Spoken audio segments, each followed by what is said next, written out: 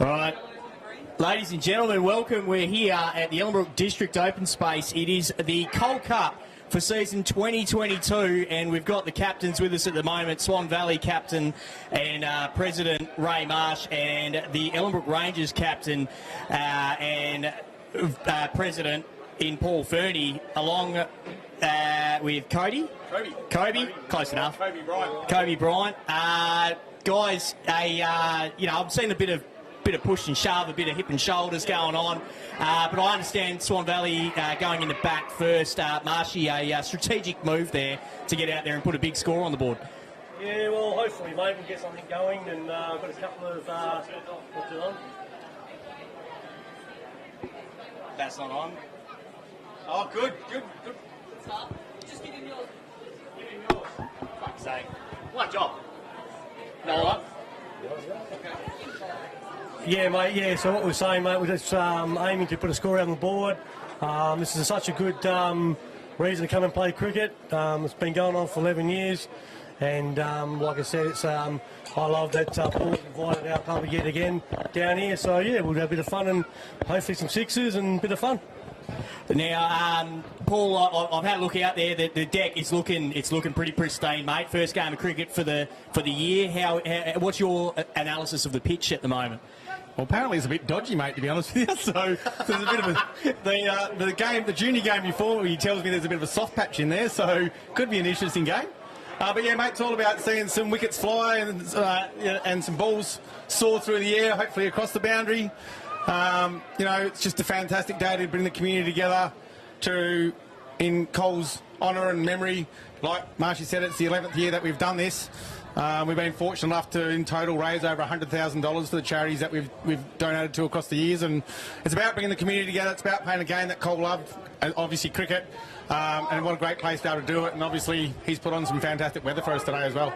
Right, absolute belting weather. Now, Kobe, I understand you hit the first 6 of the day today. Are you planning on hitting any more?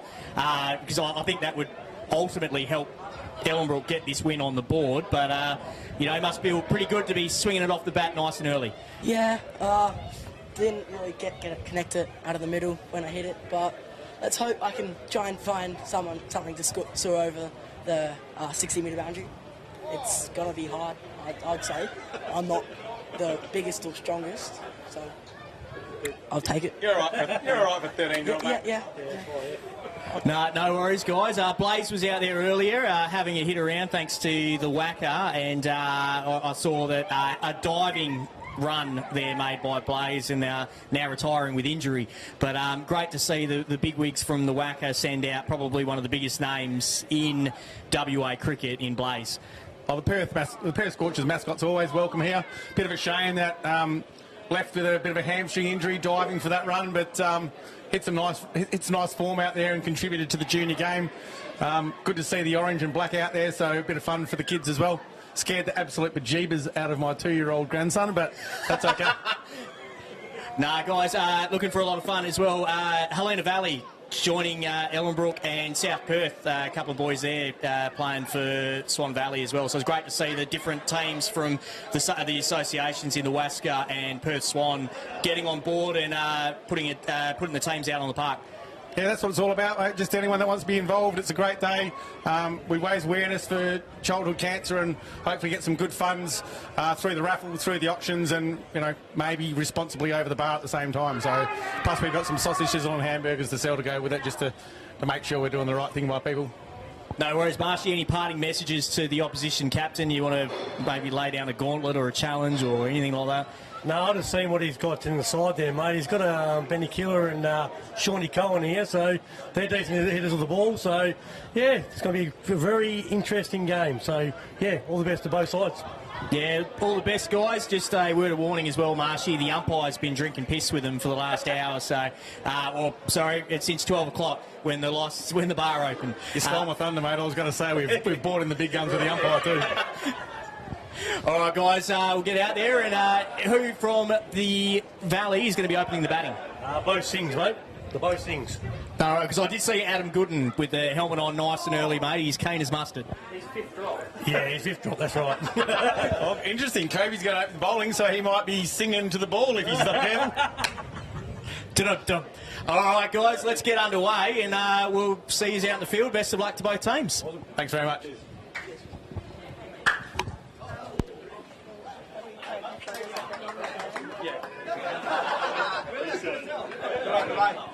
All right, and shout out to Brad Johnson behind the camera and setting all of this up from the Swan Valley Footy Club after he was on the Terps all night last night for the Swan Valley Awards night. And shout out to Adam Faulkner for taking out best and fairest. Probably should have done it in the association as well, but you know, that's 3 games he didn't play. Although he did say it was his worst year, but it was the year that he was the nicest to the umpires. Hey, JT.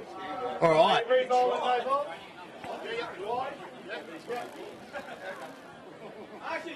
So get this on underway. JT heading out to the middle as the umpire here today, and it will be the kind of modified rules here today, indoor cricket. So wickets are met with -5 runs as opposed to being replaced in the field. So we'll get through the full 20 overs for each side here, and waiting for Noel Masham to rock up so he can help out as well with a bit of scoring and a bit of commentary.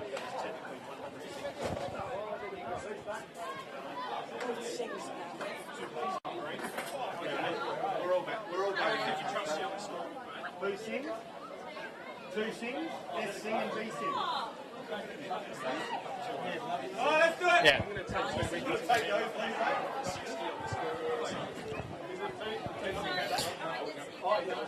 As you start to see the players take the field now for the Ellenbrook Rangers, and again, great to see a few of the guys from Helena Valley throw on the jerseys and get out there and get involved.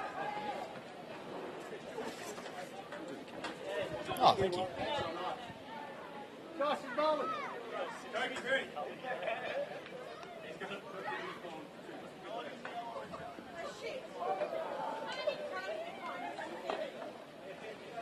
Now, who's the B sing and who's the S sing? S sing. You're the S. Beauty. Thanks, champ. And straight up, Sully champed one of the Swan Valley players. He's in fine form already.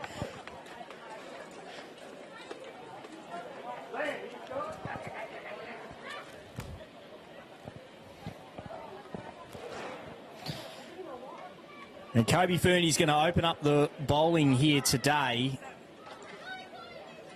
As we said before, he's already taken a 6. He's hoping to probably take a few more wickets than his old man does in these games.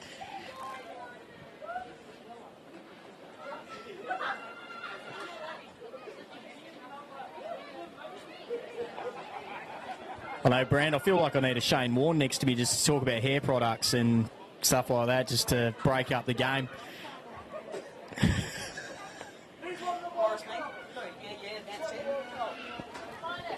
We could talk about how Faulkner missed 3 games and how much weight he's put on between the start of the season and the end of the season, if you like. I haven't. I can't comment on that because I didn't see him at the start of the season, but I know that he told me that it was probably not one of his best seasons, but it was the first season he was polite to the umpires and didn't abuse them. So that's why he's attributed to probably getting a few more votes than he did in previous years. Well, I'm led to believe the addition had a 2 at the front and maybe a 0 or a little bit more behind it. That was from the start to the finish of the season. When you put on kilos during a football season, that's a fair effort. Oh, look, he's well renowned around the Bar area at Swan Valley Cricket. So, you know, I'm sure he does the same at the Swan Valley Football. If he hasn't had 9 pints on a Friday night, he plays like shit. But I actually umpired E1. No, yeah, I think it was an E1 final in the first week, and the umpire got out there and he goes, "Oh, you're from Swan Valley?" I went, "Yeah." And he goes, "Oh, you've got a guy out there. He's a bit short, and all he does is just spray me up every single game." And I said, "Oh, is he wearing number 7?" And he goes, "Yeah." I said, "Ah, yeah, I know who that is." Every game he reckons he got sprayed by this guy. That's unlike Forks to spray anyone. No. All right, so Kobe starting in there, a bit of right arm pace coming in here. from what we can see. As he comes in on the approach, and Singh defends that one nicely.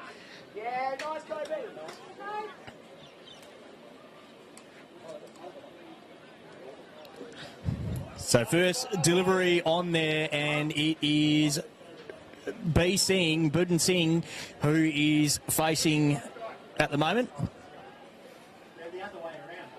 Okay, it's the other way around. Oh! And he smokes that one out there. Did it go the 6? No, it's gone 4. Just a bounce before it's gone out there. And it is Suki Singh out there at the moment, so they've got to swap that one around. It isn't Budden, it's Suki. And he's not stuffing about early with a great hit for 4. One bounce. And Kobe won't like this one. Next one's going to be a bouncer. The old right arm paces, they don't like it when they get smacked around.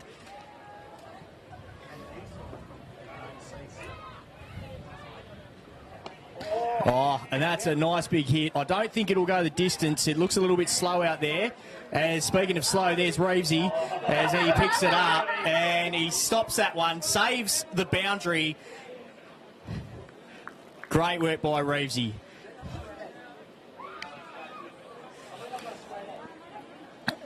And Suki makes another 2 runs. It is none for 6 off 3 deliveries so far.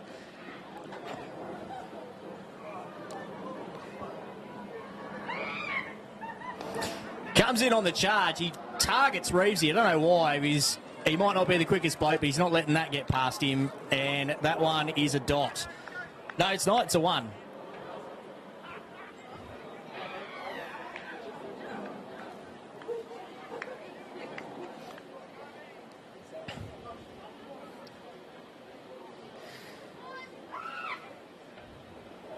Oh, it's a full toss, and it gets the service it deserves, and that is 6 straight off the bat.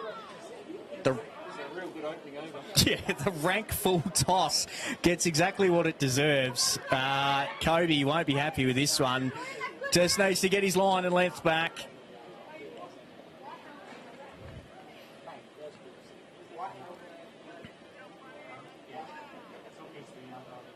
Did that look like a pie coming into him, do you reckon, on the first ball? Mate, he gobbled that one up, what you wouldn't believe. He just one step, doop. Absolutely smoked that one. Here, that's a better length. Rough. That one's gone wide. Yeah, JT copping it out there, and he deserves it for a shocking call there. I don't think that was wide. He tried to put the slower ball in there, and he's just pushed it a little wide, I think. Yeah, at least he's got the length right there. No more rank full tosses, because Buds is going to smoke them. Yeah, I was about to say it's the first time you would have heard that you've got the length right, isn't that right, Albie? Oh no, I'm just enjoying Nola next to me, going that Brant's a full tosser as well. So she should stick to camera work and not trying to be funny. Anyway, that is the end of the first over, and it is none for 15. A very expensive over there for Kobe. He won't be impressed.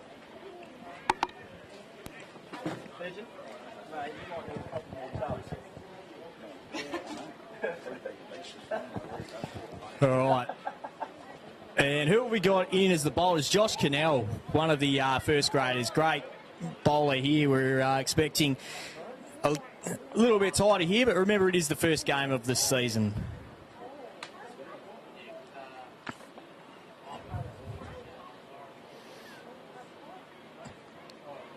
Oh, he's gone, the switch hit. You can't go wide on that. He's reversed it. Oh, I don't know about that one there. JT's looking to make some enemies today. Cannell on the approach once again. Great delivery there. Is that Nathan Carr behind the stumps as well? Geez, he's no helmet wearing the boardies. Absolutely love to see that. And that is a big hit. I don't think it's going to make distance. And well taken out there in the deep. Who have we got out there that's taking the catch? Sorry? And it's Ben Keelan. Ben Keeler, who's taking the catch out there for Helena Valley. Not going to drop that one. Just didn't quite make the distance. Now, in these rules, it means that Swan Valley loses 5 runs as opposed to lose the wicket. This one, a nice one out to the edge. They're going to run for 2. A great throw is going to make a big difference here. Nathan Carr can't quite get it back onto the stumps.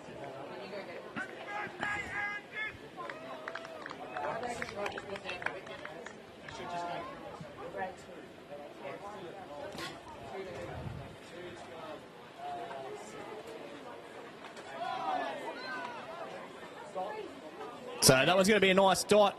Very quick hands out there. I noticed that BT, the usual wicketkeeper for the Ellenbrook Rangers, is knocking back the VBs. So clearly he's going to be behind the stumps today. As Cannell comes in, that's gone.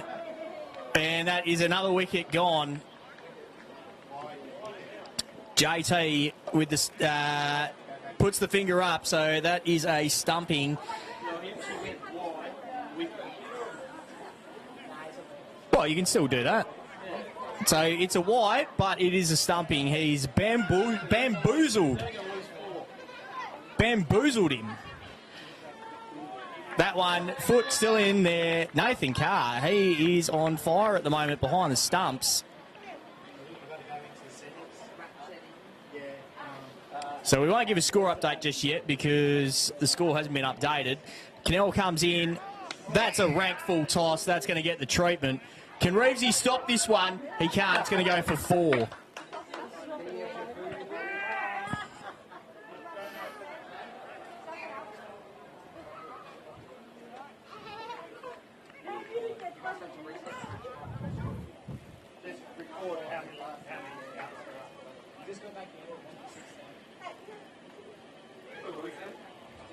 Great day down here for the cricket at the Ellenbrook District Open Space.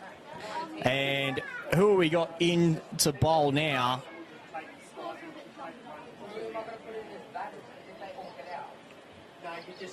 Now, we had Josh Cannell a moment ago. I reckon we're going to have Rylan Cannell from the looks of it.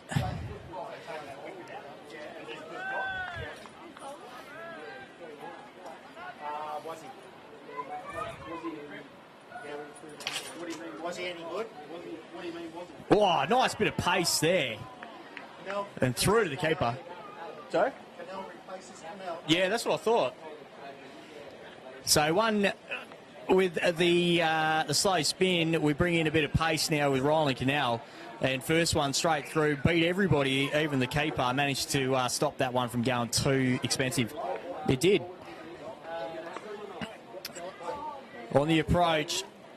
Oh, that's another great delivery.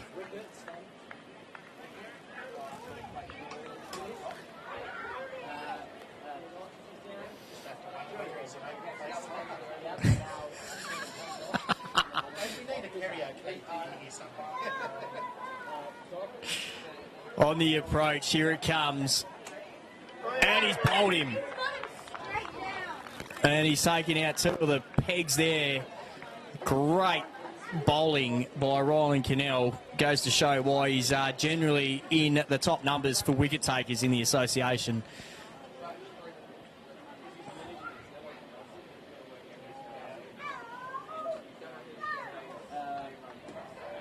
So the white guy has been out twice and switching out once.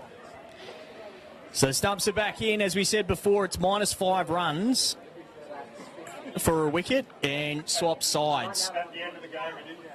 At the end of the game, it's -5 runs. Apparently, because Sally hasn't set it up properly. I didn't say that. Wasn't communicated. Wasn't communicated. Anyway, very good. And that's a nice forward drive there, and it'll be a single.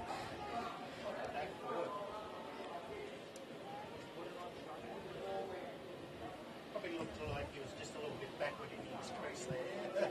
Holding back for the pace. You actually sound like karaoke for a bit at the moment as well. You got the accent and everything down pat. Oh, off the pad.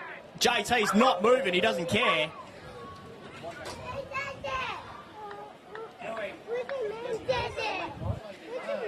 No, hasn't called it a leg by, and he's unmoved by the LB attempt. Or the appeal, so to speak. Just wondering whether his colours are actually painted on there with that. Fernie! Oh, I haven't seen him move that fast since the bar opened at 12 o'clock.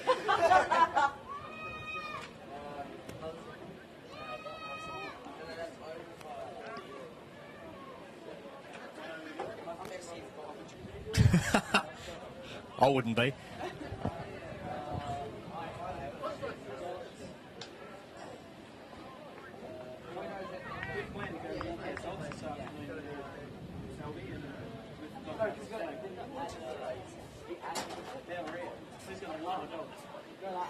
I'm sure they can walk themselves.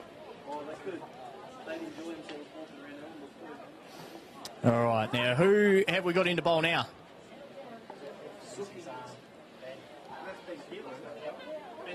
No, Ben Keeler, so he's taking a catch. You know no one can hear you.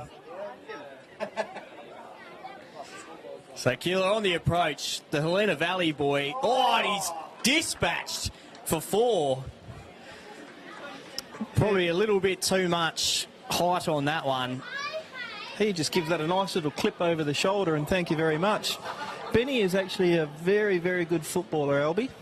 Well, he was very surprised telling me before that he was picked to play for Perth Swan in the Veterans over 35 team, and he's like, oh, but I'm only 36. Like, I didn't think I was that far beyond it that I had to play Veterans anymore, like now, already. Well, he's lost a few yards of pace on his run-up, as you can see. He used to be a hell of a lot quicker. That's probably a good reason why he's going to play in the Veterans. Oh, what a throw! If they paid that, I reckon It's that's JT. I reckon you got to pay it. Nah, We'll go to the third umpire. JT. nothing. Not out. Well, the square leg, he didn't move. Well, yeah, and he's wearing Ellenbrook colours, you could say. But he's, unmoved by it. Kobe's seen, obviously, a lot better run-outs in his career as a 13-year-old cricketer. Unmoved by that attempt. Single. So is Kobe the captain, the opening bowler, and the square leg at this point in time? I think, he's doing, a fair few hats at the moment. Typical Bernie, does a lot of hats. This one out, he's not going to make it to 4. And saves a couple of runs. No custard arm there, is there, Elby? It's not like yours at all. No, I wouldn't even bother. I'll throw it to Reevesy to throw in, mate. Yeah, There's a reason why I'm up here, mate, not down there. So, yeah, Keels actually played for Swannies a little bit and had a lot of injuries, so he ended up down at the Valley and gave that up because, as you can see, he loves his food. ooh. There we go, almost a run-out opportunity there, and just missing the wickets, and a quick single. The guy's trying to make up the difference in this, the -5s that you get for losing wickets, and I think we've lost 3 or 4 wickets so far. 3. 3 wickets down already in this 4-over spell. Tell you what, That's a nice strike. It's only going to be a single, but nice off the bat. Fernie's out there. he's got the length right after that first one. The first one was straight over, but he's rolled up the next 3 or 4 bowls really well. Yeah, definitely pulled it back in the line, and almost a wicket opportunity as well, probably. I reckon he got gypped on the wheel. Oh, Yeah, that's... Oh. Is there 1 and 1 bounce? I think there should be in this one. Tip and run. Tip and run, 1 and 1 bounce. It's like when I played one day 4 and it was 1 grade above backyard, below backyard cricket. Sorry, not above. What was that last one? Oh. And Rusty and Juggy, the juggernaut, they're both heading out there now. We expect to see some big hits in this one. No helmet. Do you reckon he's a bit keen going out with no helmet after seeing a couple of the shoulder-length balls in the first 4 overs? Oh, to be honest, mate, I've played cricket with Juggy, and I don't think it would do too much if it hit him in the head, so... Yeah, Gooden was padded up. What's going on now? Oh, I don't know, maybe he's going out the square leg. But he was fully padded up. Oh, he's keen as mustard, mate. Fair enough. Keen as mustard. Well, I don't know, it's your team. That is Shawnee Cohen, I reckon. Oh, there you go. I need my binoculars, but it looks like Shawnee Cohen from here. Anyway, so Adam Gooden gone out there to square leg. He is a... generally doesn't mind standing behind the stumps and umpiring, but if you give him a dodgy call early in the game, you can guarantee he's not giving you any calls. Is he on strike? Yes, he is. And Juggy.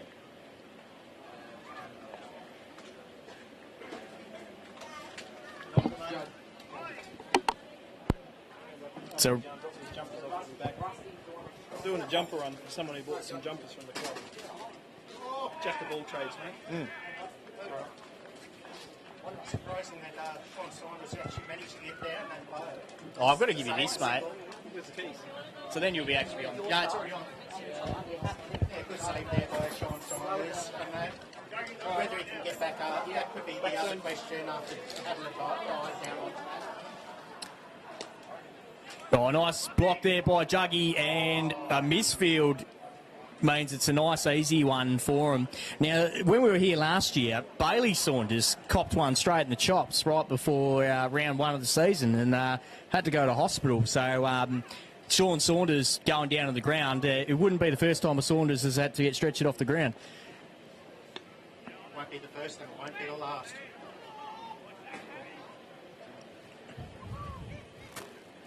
Young Nathan Bull there, just keep the batsman honest. He's doing really well behind the stumps there. I'm disappointed in BT over there knocking back the grenades instead of doing his part, but slight misfield. This one should go for 2. Rusty wants it, and they make it easy in the end. That's a cannon. Out there, it's Kobe, that's why. He's a kid. He's still got his whole life ahead of him. He hasn't realised how crap this sport is yet. We've got some optimistic kids next to us as well. Oh, nice little easy one for a single there. Picking out the old man Saunders again.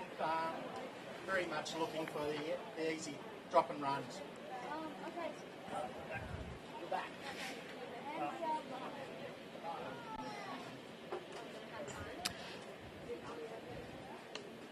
Oh, nice one by Juggy there. Just pushes it forward. And they're not interested in 2. They could make it easy, but this is what happens when you get old bodies playing cricket.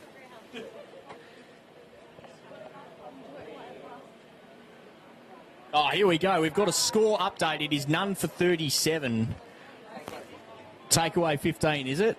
Okay, takeaway 15. My math sucks, so that's going to be 22? 2 for 22. No, 22. Now, birthday boy Aaron Diss Oh. coming on to bowl. He's keen on a few wickets here, Dissy. He likes one of the worst interviews we've ever had, though, because he doesn't talk. You can imagine him and Jason together, what you'd get out of them. I reckon that's Gonski. Yep, it is played by Goody, and the first delivery there by Aaron Diss, and he has, smoked it straight away through, and a great stumping there by Nathan Carr. And Goody, he's got one thing you say about him, mate, he'll keep him honest out there, and it's if it's there, it's there. Oh, that smoked it, and that one's through for 6. Great work by Juggy there. It'll make up for the wicket he just gave away. Oh, and a nice little punch of the fist there with the wicket keeper as well. This time not beaten by the fly. So on the approach, and there's probably only the one. You got a quick fielder out there, as opposed to if you'd gone for Reevesy or Saunders, or even Fernie out here deep. Captain of the first grade side there, Josh Cannell, out there just behind backward slam. Oh! off his own batter, and it affected poor Dissy going in there to field as it comes off of Rusty. Sorry, it comes off of Juggy, and they end up making a quick single out of it. We'll see how he pushes this one out. Oh, a little bit wide there, and Juggy takes full advantage, and they get a quick single out of it. Although in saying that, there's no such thing as a quick single when Rusty and Juggy are at the crease. Just that quicker ball that Aaron's tried to push through, ended up just dropping a little bit too short. Oh, completely miscued the timing there. I'll tell you what, Dissy had Rusty's head in an absolute tizzy there, and he's managed to savour it at the last moment and probably saved himself 5 runs. Mate, those eyes were pretty much like the cartoon eyes that you'd see as it's floated up. Mate, his eyes were looking over that boundary again, same area as before, and that for another 6. Oh, great strike. And Reevesy should stop this one easy, and he does. Saves the boundary. And who have we got out there bowling now? That's Sean Saunders, lads. Oh, a bit of pace out there by Sean, premiership player. Great strike. You'd want to be quick as Kobe's on it. Oh, and he just misfields. And I don't know, the captaincy might be just affecting the young bloke a little bit. He's just getting thrown about a little bit. A few misfields. Not his best bowling performance.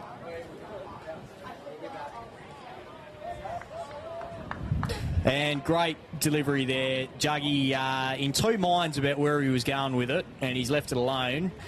And Looked like the slower ball there by Saunders, and Juggy had to wait probably 2 days for that to come through.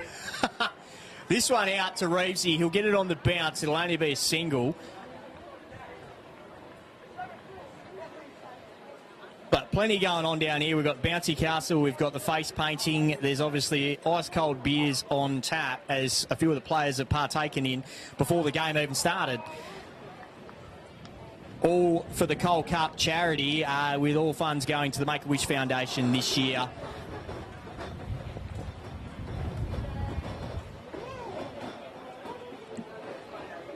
Then we've gone from 2 viewers down to 1, so obviously we're doing a bang-up job at the moment. A quick single there. Kobe gets onto it. Can't quite... Sorry, I've gone with the footy terminology there, and I've completely screwed myself.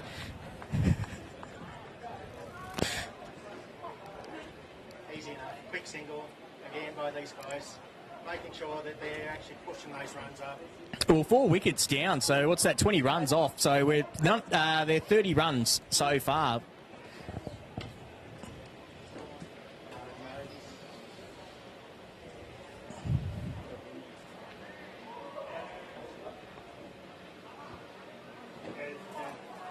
So one of the blokes from Helena Valley, who is it?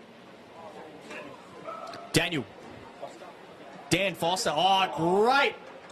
And that's a textbook shot there by Rusty. He loves those ones, and he's pushed it out for 4. Too wide, too short, and just guided down there through the vacant area of third man. Ben needs to bowl to his field out there. And with those guys, he's got to be right on that middle, so can't avoid being outside. Well, you've got 2 blokes out there that can run, and the rest are all probably about 6 beers deep. So, yeah, you want to make sure that you're definitely playing to your field today. So, Foster on the approach, and that's a nice one, and they'll get a nice, easy single here, although great pick-up and fielding out there.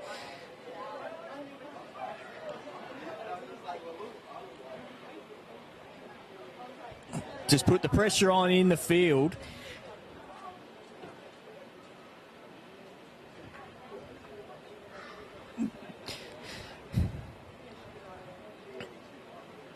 Oh, that was an absolute bullet. Great delivery there. Juggy in all sorts. Not really sure what to do with it. Good ball, like trying to cut that back through, just in front of point, but Deegan all ends up like pace.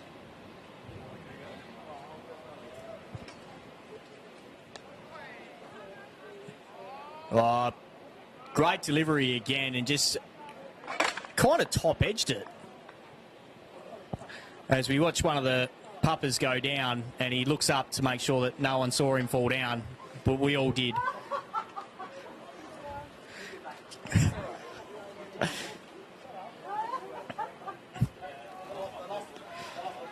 There we go, another nice little cut down there, although this time it's protected and not quite the same pace on it as it had before. Just playing through there, that, in between that backward points area. Both Saunders and Kobe, probably a little bit deep for the single, but stopping that ball boundary.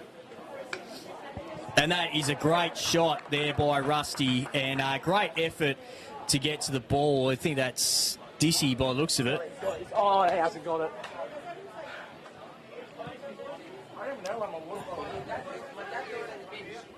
So a great effort by that pair there. Managing to bring up that score to 34 now after only just losing one Where's wicket. Deegan? So now we've Hey, have got some of Deegan. Sam Chitty, and I think that's young Deegan coming in as well. Is that Deegan coming out to bat? Is there a bloke named Deegan on the list? But I'd be expecting plenty of quick singles. Have a look at the youth going out here. Well, they're the only two blokes on our team that haven't had beers before the game. Yeah, that is Sam Chitty and Deegan Kirkness.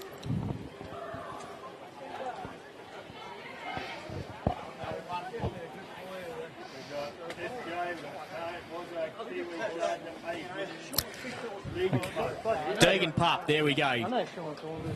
Okay. Yep, so Sam Chitty To face Yeah. Nathan Ball here. Oh. Solid leave. And they are, you know, and it's because of age constraints, but they are the only two players we've got that haven't been on the Terps yet today for Swan Valley. So you'd expect a little bit better out of them than the others.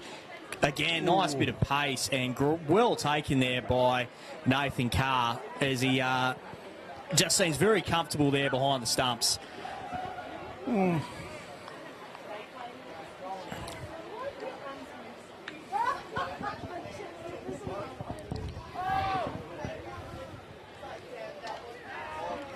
That one, just a little bit of an edge.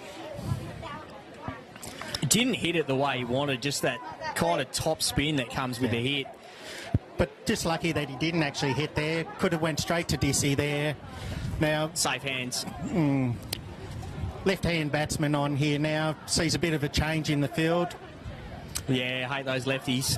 Deegan Got to Kirkness. allow the fielders out there just to get onto their scooters to make sure that they can come in with their age constraints.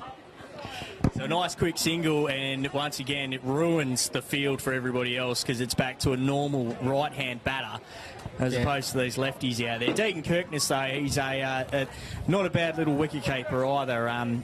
We see a bit more movement out of him than we do out of our favourite Justin Brandis. Gave him a bit of movement on that one, a bit of space to work with. And who's bowling at the moment? Nathan Ball. That's just throwing up that little bit of a slower ball, trying to entice the missed time hit. And that one's a nice one, another single, and they're just playing games with this field at the moment as they keep swapping around, just rotating the strike. It might be the case of a few of those fielders starting to look for the oxygen to be sent out. I heard there's an esky out there with some beers in it. I think a few boys will be looking for that one as well. But that would require me to actually go to the end of the boundary, and that could be a day to get there and back. Oh, just on the next boundary. Just collect a couple of drinks while you're there. So old man Fernie coming on. Here we go. Fernie's coming in. He'll want a wicket here. He'll, at the very least, want to do better than Kobe did because he wants bragging rights in the family house. I mean, you always want your kid to do well, but you don't want him to do better than you. Ooh. And he's bottom edge that one. Geez, got away with one there, young Deegan. Right. He did. He mistimed that hit and gets away with one. As Sam Chitty comes on. Now, I told him I want to see a 6 today. That's from his bat, not off of his bowling. Yeah, exactly. I'm sure we'll see some off the bowling. As Fernie comes in. Oh! Great diving catch. Fernie gets his wicket. Who takes the catch there? That'll be... I think that's Keel, is it? Cohen. There we go, it's Cohen. So they swap ends. Sam takes 5 runs off the score. Sweet, so Sully's still working on getting us a live scoreboard because at the moment we have to do maths and it's not one of my strong suits. As Fernie comes in, he's picked that up. Deegan, he has smoked that one. Cole with the effort. Cody with the effort. Apologies. Kobe with the effort. Can't quite get to it. And it goes through for 4. Not sure whether that was a little bit of a Sydney bridge and just allowing Dad to cop a few extra runs there. I think, yeah. I mean, you know, he gave up a few runs. Dad's already got a wicket on the board. He doesn't want him to, you know, have too much of a gloating opportunity later on today.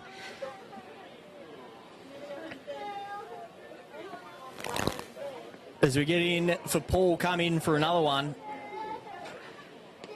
Oh. And this one, he's picked Kobe out this time, I reckon. No, he hasn't. And that's another one through for 4. Yeah, another 5 yards, sort of like further around to the left-hand side of Kobe there. I like the young blokes picking out the young blokes as fielders, though, as opposed to, you know, picking out Reevesy and that you know, are smart fielders. Because they have to be. Again, probably Paul's a little bit short. Guys are charging down, and still these guys are actually pulling these are off the actual wicket. This one's up in the air. Dissy will be all over it here. No. Hadn't timed it. 4 safe. Yeah, it sounded a lot nicer off the bat, didn't it? But now... Sam Chitty, or Chitty Pup, as he's been named, although there's a lot of those pups. Fernie comes in and completely mistimes that one. Great delivery there by Fernie to finish off this over. Sort of takes you back to Cam Green there with some of those shots in that T20 where he was playing. And that big swing, just not connecting on this time. No, he's got a bit of a Cam Green likeness about him, young Sam, in the height aspects. He might be slowed down a little bit by that long flowing hair.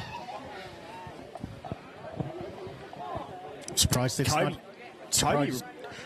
Surprised it's not in a bun, actually. Yeah. Well, Kobe coming in to replace the old man, and this is a tale that we'll see all too soon in the future. That one, lucky to get away with a wide one there down leg side. Bowling to the left-hander. They always stuff you about, but Kobe off to a better start than he was in his previous first over. Probably the batsman not used to the pace compared to that last over. That one again, just slightly down leg side, but He must be getting close to tickling the wickets there.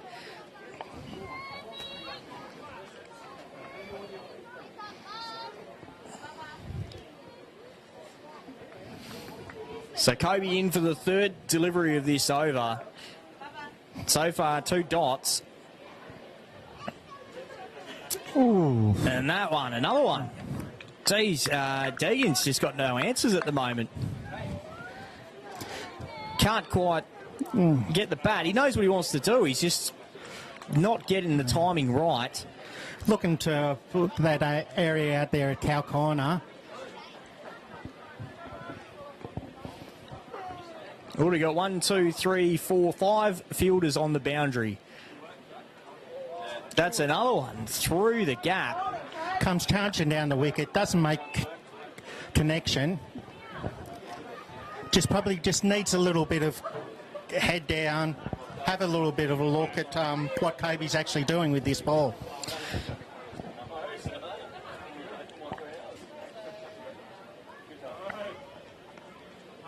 Comes back in on the approach. Oh, that was an absolute rank toss, and it'll gets the treatment, goes for 4.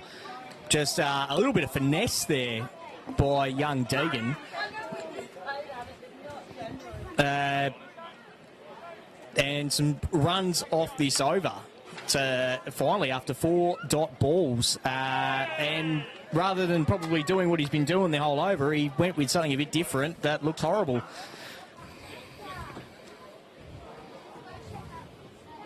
Oh, he's gone the ramp. He's gone the ramp. He's going to get one out of it. Ooh. A little bit of cheekiness there by Deegan. And that rounds out 5 runs for the over. After 4 great deliveries by Kobe, one very loose one, and then probably another one that wasn't that bad, but Deegan was all set up for the ramp very early.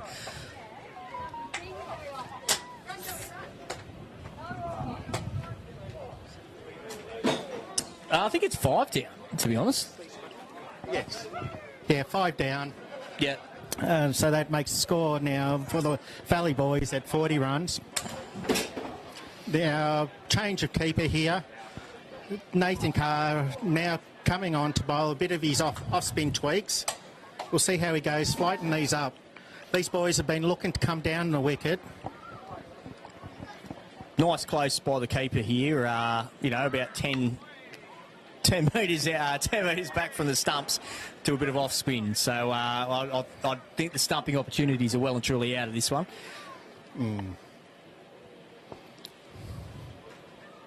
Oh, That's caught. a little inside. Yeah. And that's the second wicket now for Sam Chitty.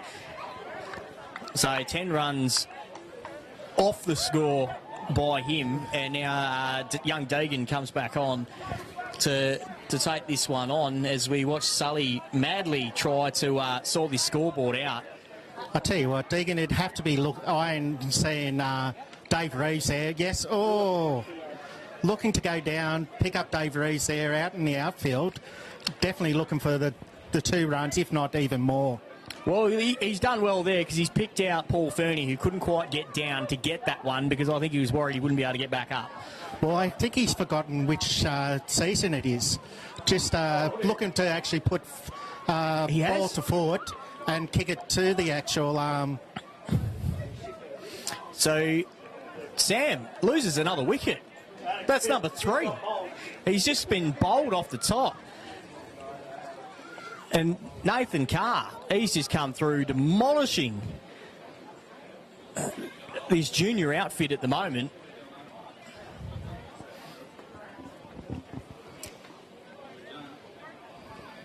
And I don't know what's happening at the moment. Oh, yeah, they're getting the stumps back on. Oops, might have actually broken a bowl there.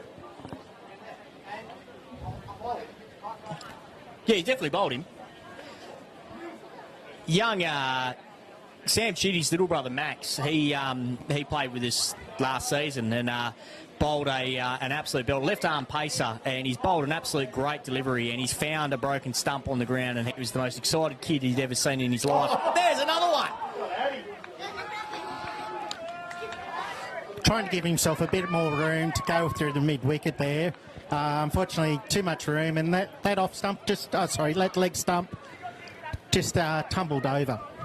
Now, is he on a hat-trick ball now, or was that the hat-trick? Yeah. So, on a hat-trick ball, Nathan Carr, this is the excitement you will see at the Coal Cup here today.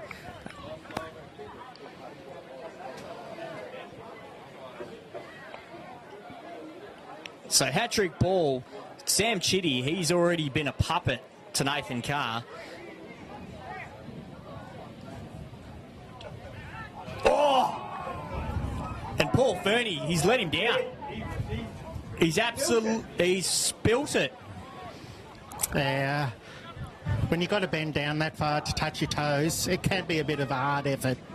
It's, just that low effort to get down there. And Paul just, I think he probably could have done it, but, he's just done one, he's just probably looking at it going, you know what, Nathan's got a few better stats than me at the moment. I might just let this one go. We've got Wazza. Change a bit, so Wazza's here, mate, so he's gone, so Wazza.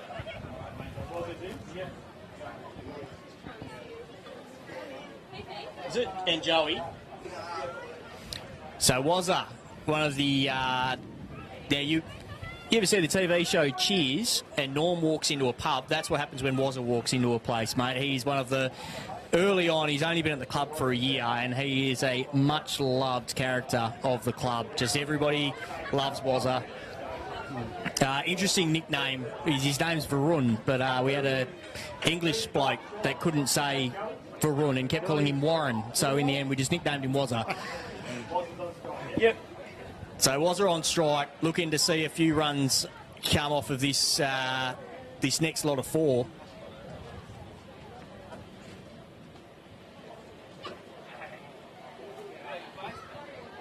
Now, just checking there with the scorers.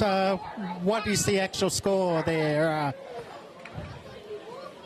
While he does his calculations, we might come back to you on that. He's still trying to work it out. I know we've lost a few wickets. We'd almost be in the negatives, I reckon. Now, who's coming in to bowl on this one? I think it's one of the... Is it... Who have we got down there? Yep. Cohen back again. Oh, we're coming from the other end. Righto, that's what threw me off guard. Yes. And well defended there. So it'll be Joey that's actually on strike, not Wazza, because we've swapped ends. Halfway through. And they'll be coming from the Bullsbrook end. And nice strike there. Great pace by Wazza. He just gets it done. Wants to get on strike. Now, he is a bowler. He took out the WASCA third grade most wickets or bowling aggregate last season, but pretty handy with a bat as well.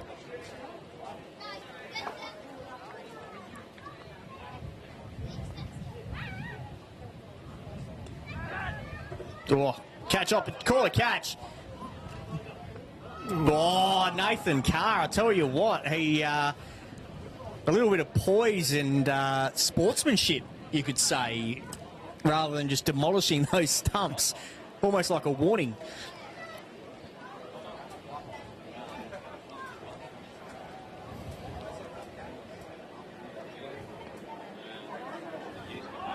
Oops. Oh, Joey's running. No such luck at the other end. There is no warnings down that end. And an early wicket for this duo. And I'd be surprised if we're still in the runs at the moment.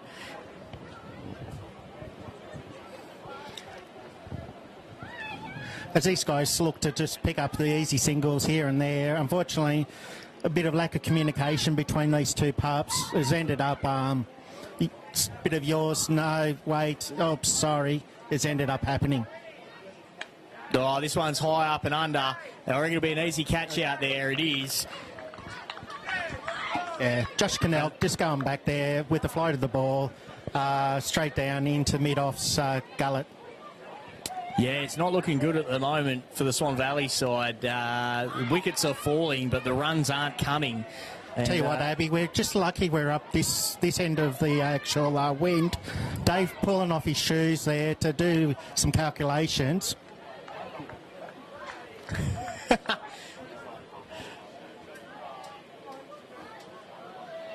Okay, and that finished up the over. A couple, nice boundary there to finish off. no, it was a dot ball. It's dot ball, was it? Oh, sorry, it was swapping over. Sorry, I thought they were. I thought it was a boundary. I wasn't really paying attention. I'm doing a bang-up job as commentator. Okay, Josh Cannell back onto bowl. Nathan comes up. He's been great behind the stumps today. Oh, Well, I'll tell you what, I think Wazza was expecting that one to kind of in-swing a bit and maybe go for a wide, and it just kind of stopped. it ripped back. Ooh. Oh, and Goody's given it. Wazza loses another wicket. It is not looking good out there at the moment. As young fella Joey comes out, and I think that's what they called him, wasn't it, Sully? Joey? Yep. Oh, and a little bit of poise this time. They haven't just started running. I think they've realised it's not tip and run. Cannell bowling up into the wind here, looking to get that ball just to drop down a bit. Yeah, he's dropped that one nicely, right at the toes, really. And great forward defence there for striking it forward just to keep it away from his stumps. That one, again, just great deliveries. Rips in the flipper there, fair bit of pace. Batsman able to go back onto his back foot and then on the back foot, forcing it back to mid-on area. Oh, he's top edge that one. It goes through and Fernie's going to get onto it now. They make two. Taken well there by Carr, but yeah, just push that one through nicely for the end of the over.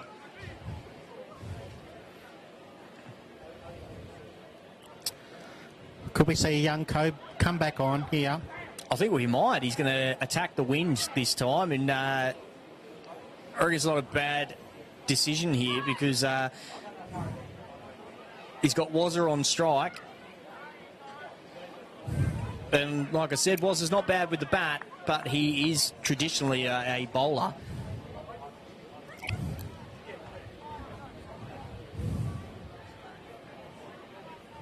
Ooh. And that one is wide. Although,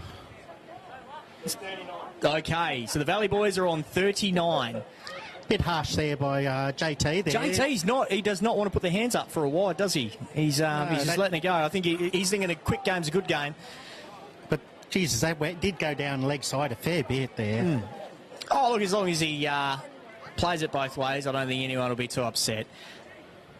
That one straight out, and absolutely no mistake there as Kobe gets his first wicket. Wazza's not happy with it, but that is cricket. It's a shit game. We don't know why we play it each year. Mate, just saw Dave Reeves down there at long mid-off there. Thought he could get at least three if he could just get it over the mid-off's head. Unfortunately, just held out to it. Oh, That one's gone wide.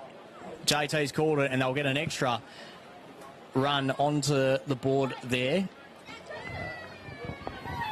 Kobe just struggling a little bit into this slight wind coming up from the Bullsbrook end.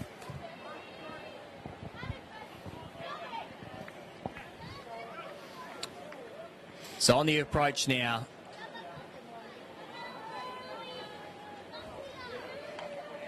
Good forward defence there by Wazza. Just right up there in the block hole. Not much that he could do with that at all.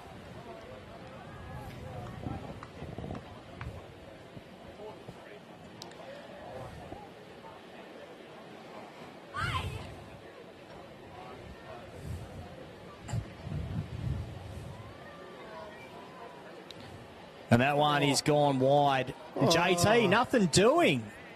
Oh, Definitely Tell not you a what. scarecrow out there. He hasn't got those arms pulled up I'll there tell to the you side. what, he is unforgiving.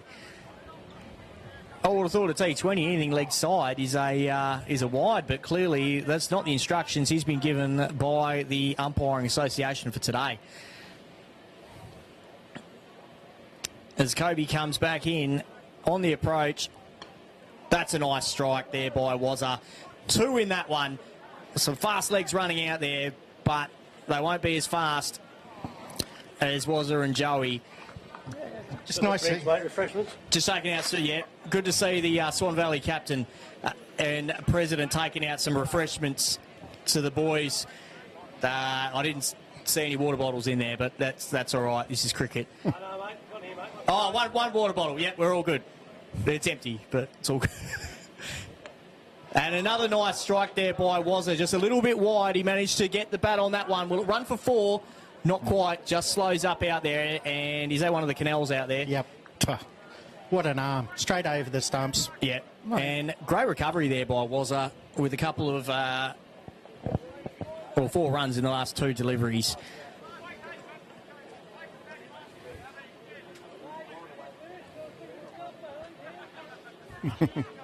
Few discussions about drinks being rolled out.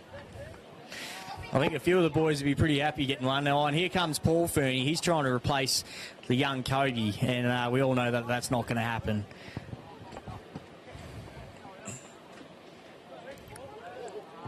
Comes in on the approach. He's going to want to get more wickets than Kobe. That's a nice forward strike there as they take an easy single. Now, Paul, captain of the C grade this year. One day C grade. Be interesting for him to come down.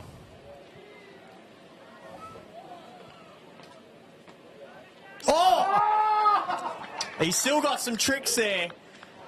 Sticks out the left hand, straight into that gusset, mate. It was never going to be dropped, mate, especially off your own bowling. You're never going to let them calm down. Oh, no, he takes a catch to himself a lot better than he takes a catch to anyone else, I'll tell you that much.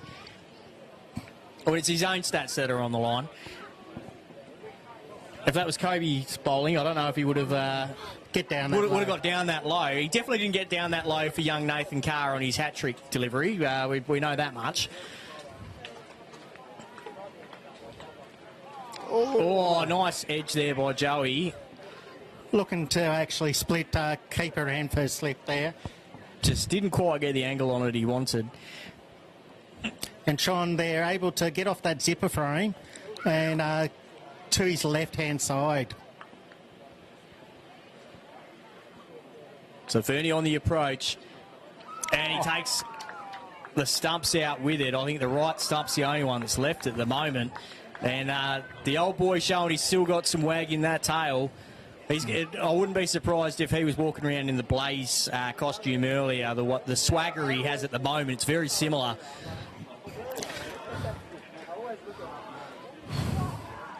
Don't know whether he actually sort of said to Cobes, there's another wicket, son. I wouldn't be surprised. I mean, you talk about parallels, though. We've got, one on the rise of his career and one on the downward spiral.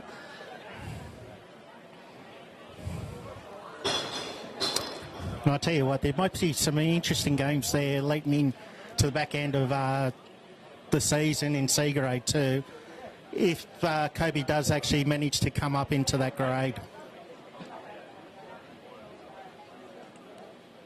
He's getting a fair bit of height on him, Kobe. I wouldn't be surprised if he starts pushing. And there's another one.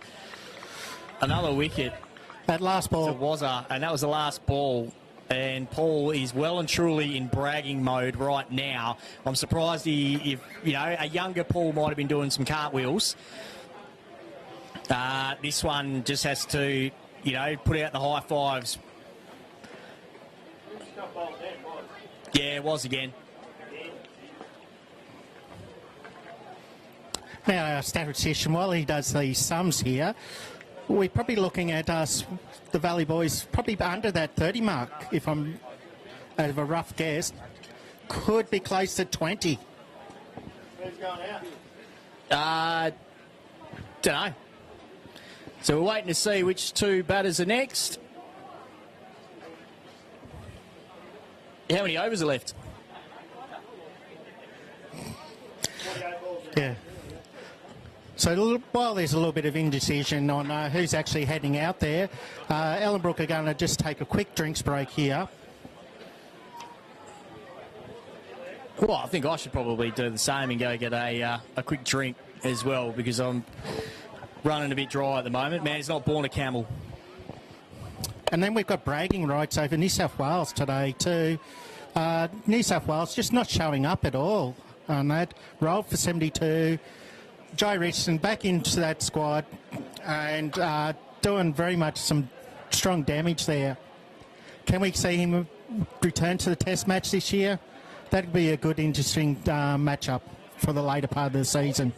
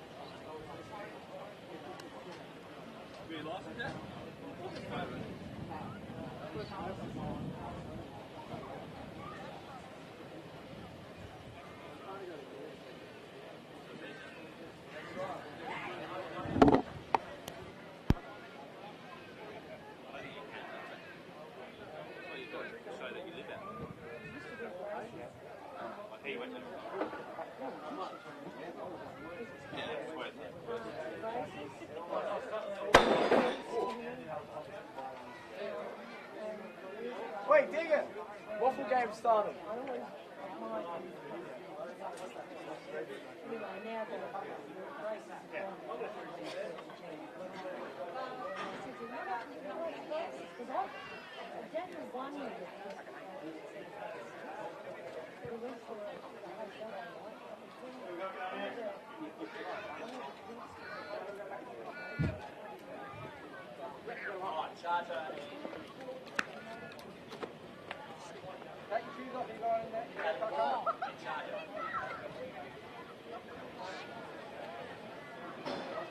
Wait, come on, I've got a strong side.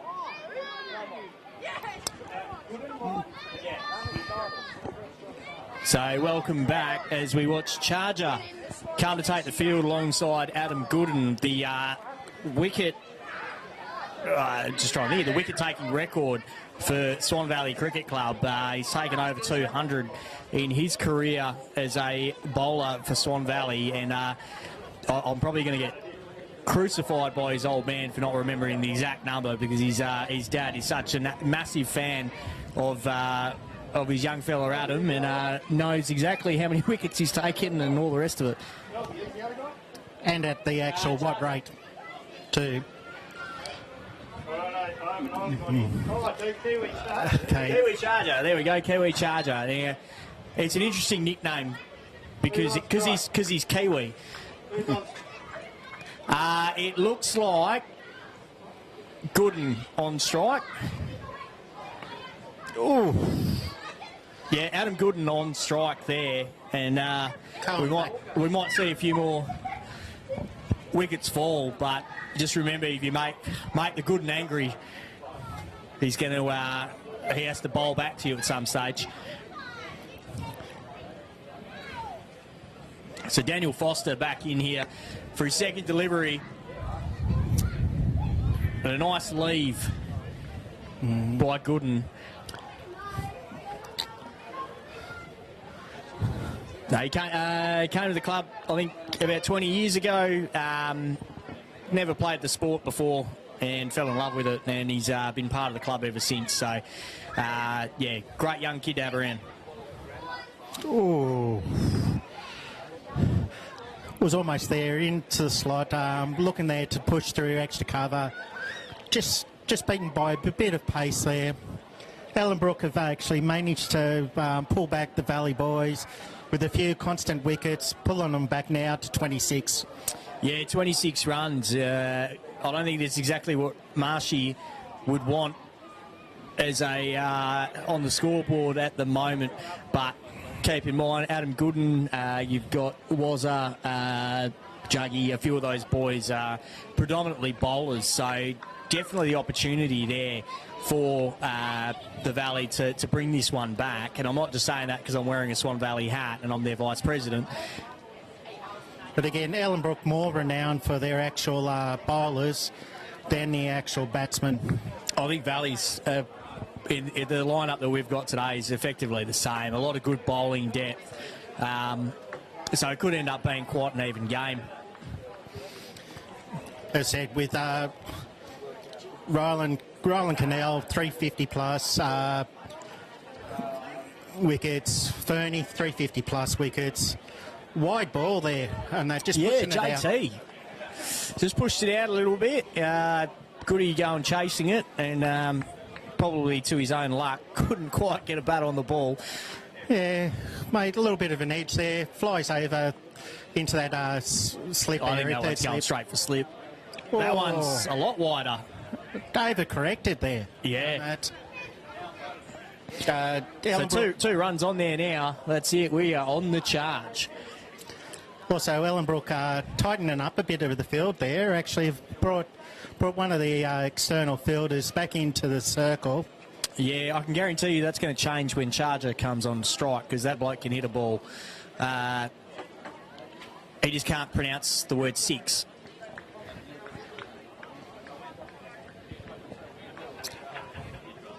So they go to swap ends there, and a great over by Daniel Foster. 12 runs for him off of 2 overs. And to be fair, the only 2 runs he gave away were a couple of wides. Sean Saunders, I don't know whether it's a stroll or is it just hampered there by the zipper frame there to get him down to that end on that to bring on the actual left arm pace here. Now, they haven't pushed anyone out yet, and I think they might regret this decision. Although not off that delivery, that's well bowled and well fielded. But I've played a lot of cricket with Charger, and this bloke loves a boundary and can definitely hit a big ball. Ooh.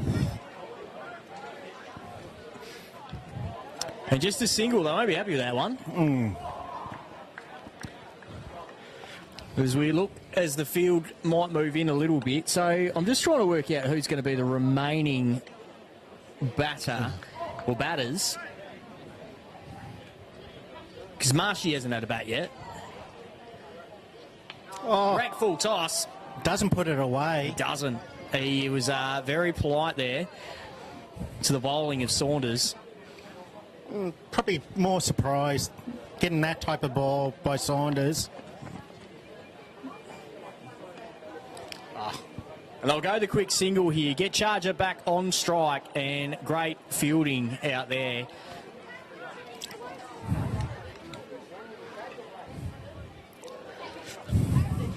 With Saunders looking to bring it back into the batsman, Charger could look to go over Cal Corner here. Oh, can't quite connect. It goes through the Legs, He's been legged. mate. The old tunnel ball. And Charger gets a couple of easy runs there. Will not be happy. Mate. I think there is some sledging going on there in amongst those Ellenbrook players out there. Oh, Weren't impressed by that. You got to sledge your mates when they serve that up. I can guarantee you. He managed to keep his beer up, so that's the main thing. Oh, he's absolutely cooked that one. Oh, wow. Charger, what are you doing? Absolutely beaten by the lack of pace in that. It's come out of the back of the hand of Saunders. Was short. What's name already looking to push forward.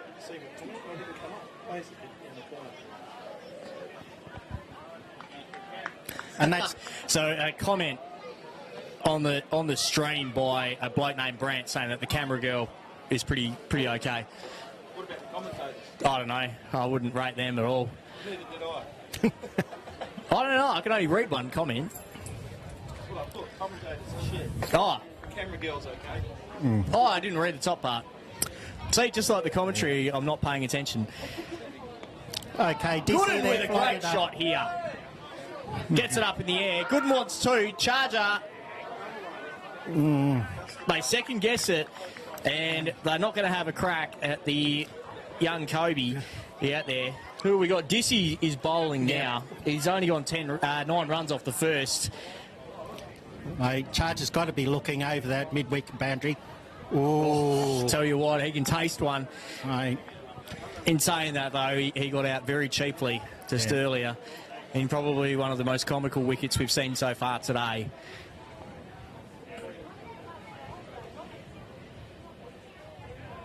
Oh, generous by Kari has been very generous out there today. That's the second stumping I reckon he's let go. Because I think he wants the batters to open up. I think he wants to see some big sixes. He's, Mate, well, I'm pretty sure it was Charger last time batting that KO'd young Bailey Saunders, who was the wicket keeper. So maybe Kari's thinking, if I look after him, he won't do the same to me. And he just pushes that one forward. floated well there by Dissy, out to the mid wicket there at Josh Cannell. Again, Dissy probably looking now to float one more up there. Oh. Charger looking for a bit of back relief there, looking to go over midweek. It unfortunately didn't make contact with it. They need to make 2 more runs so I can take 5 more. He's, to be fair, it's, that the Kiwi exchange rate, I think, has affected him today because he's just not quite, just a little bit slower than the ball coming in.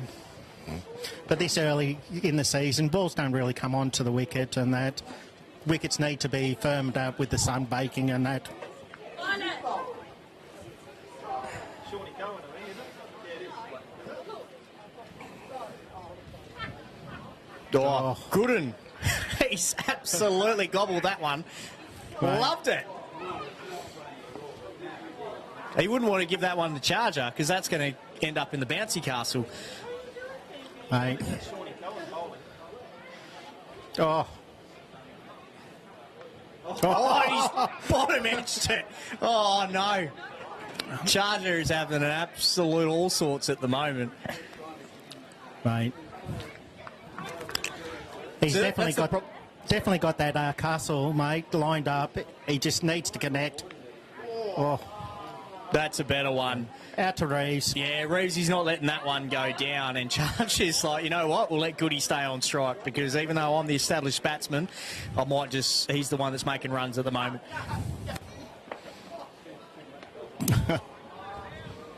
And again, I mean, that's the problem with these ones is sometimes you've got so much time to think. you realise that you shouldn't think when you play cricket because you're not Seaball, good hit at it. ball. Yeah, exactly. He's pulled the pin out of that grenade. Oops. Yes, easy single there. Charger unable to get the full contact onto this. Otherwise, we could be in danger out here. I know, we're almost in the strike stand, really. Adam Gooden, though, he knows how to hit a big one as well if he can get onto it. So last delivery here, Charger would want to hit a 6 to make up for all the wickets he's given away. No, that was the last nice over. one. That was the last delivery, sorry. And the boys are coming off. I don't know who comes on to replace them at this stage.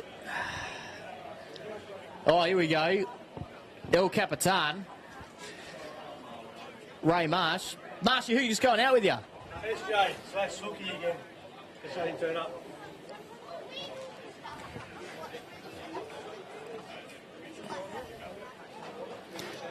SJ.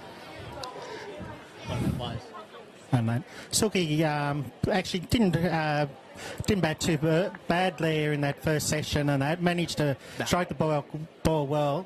Just what Swan Valley do needs is some runs on the actual board there to put some more pressure onto Ellenbrook. We got Marshy and Suki.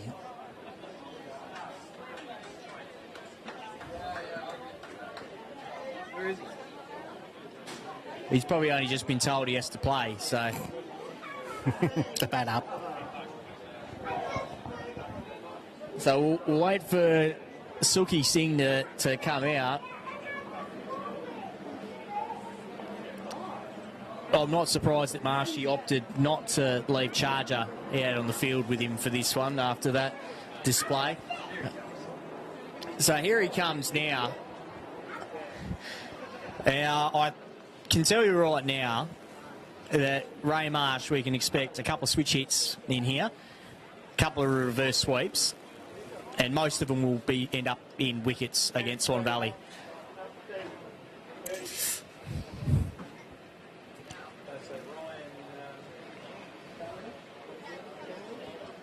Ryland Canal going to bowl this one. Marshy is probably going to switch hit this one just to assert some dominance and get out for a wicket early. Taking the pace off the ball. Going into spinners now. Let's give him a chance to score. Ooh.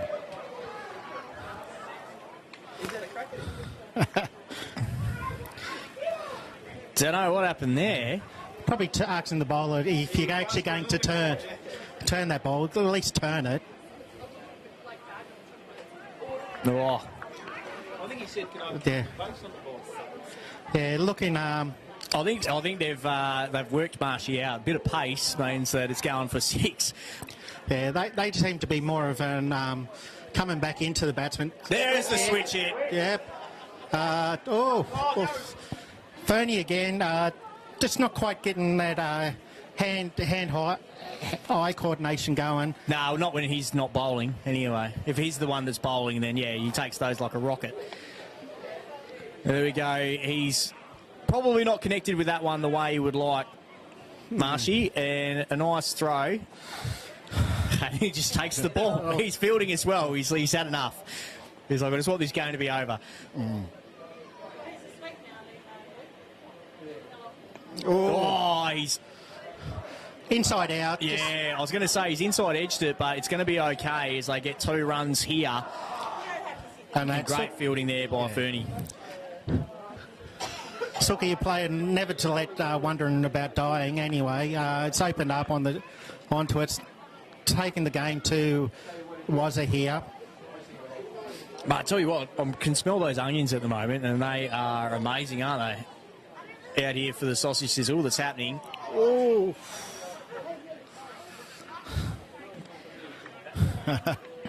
Yeah. Oh. So it's been called. I mean, No. have they played that? No, I don't know what's happened there. I'm trying to work out what the young umpire's done because his hand went straight up, but it looked like he was adjusting his hat, which is like, you don't do that, young fella, when it's almost a run out.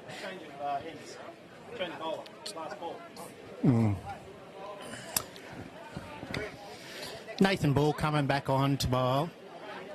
I think I liked the way that Nathan was bowling earlier, and I reckon Marshy's going to like it as well, just quietly.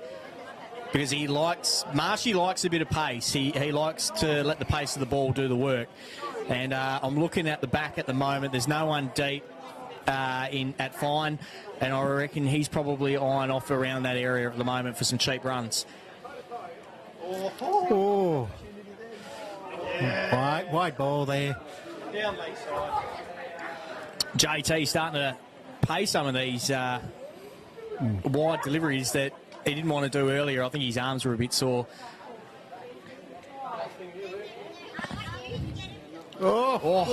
Marshy almost taking those stumps out, walking back on top, trying to get that down to fine leg.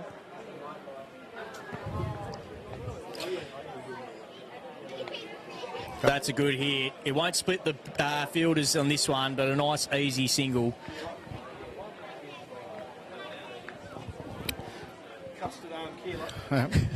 Ball throwing up these leggies here. Kensuke put him out of the boundary. Oh, short. Oh. Geez, I tell you what, he got away with one there, did Bully. Because Right. That should have went the distance. that was a shocking delivery.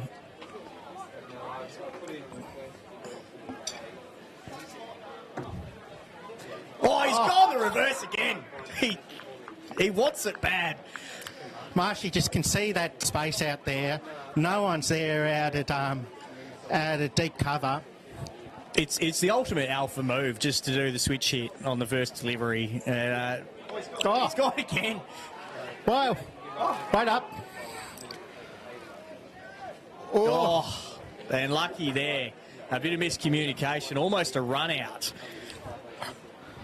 Yes, Marshy there looking to switch hit. Balls come down with the quicker ball.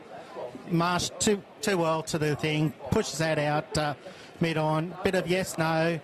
And then Marshy definitely wants the strike. It's taking it on.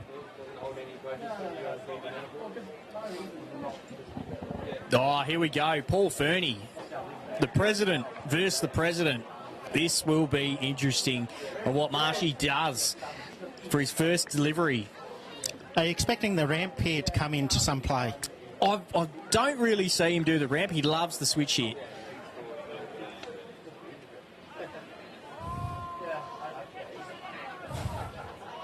Oh. Obviously, Marshy can smell that barbecue. Almost barbecuing Suki there. Leading him high and dry is the usual story of don't run on a misfield field. Yeah, so do I, but after knifing Harrow, they're getting a little bit of retribution.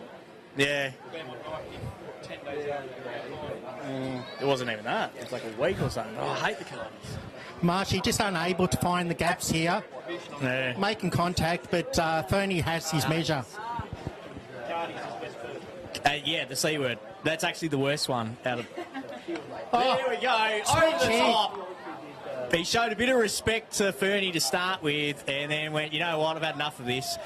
Oh, This is your pre-season. mate. Managed to get back for three. Yeah, not too often in my grade you would see someone run for three. But Marshy, you know, he's, just slowed up a little bit out there, didn't it? But it usually comes out on who actually hits the ball. Silky's gone up. Kobe will gobble this. Oh, no, he's overrun. It's going to go for four. Oh. And Dad's just asked the question, hasn't he? There? Dad's not happy. Mate. That's it. The hands are out there.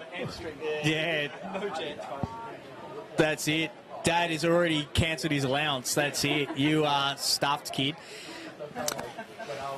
Mate. Just cost him a wicket and a boundary. Absolutely outrageous there by Kobe. Nice strike there. It'll only be the single. Rosie out there like a stalwart defender.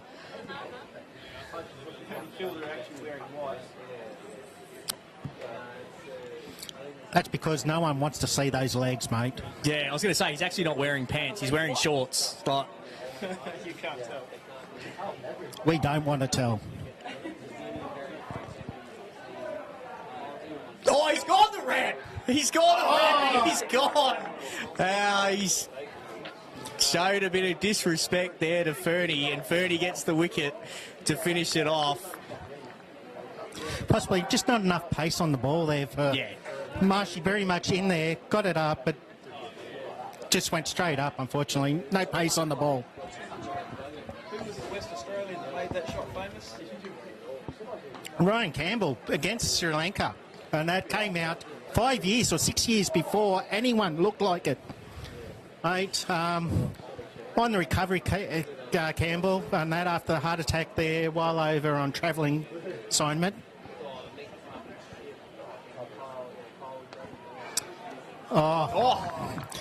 Kari is the killer Curry's the of... man of the match at the moment. Easily, he's done it behind the stumps. He's doing it with the ball. That'd be... How many wickets do you reckon he's taken, Sully? Probably, I reckon, 5? 10 wickets. 10 for. Was on that hat trick as well. He was on a hat-trick. Paul Fernie couldn't take the catch because it wasn't his delivery. Because we guarantee if it was his, he would have got down there. Oh, He's gone the switch hit. It hasn't quite paid off. and comfortably there, Silky, mate. Comfortably in. Oh. And Keel's just making sure he's not getting a square leg decision for the rest of the game.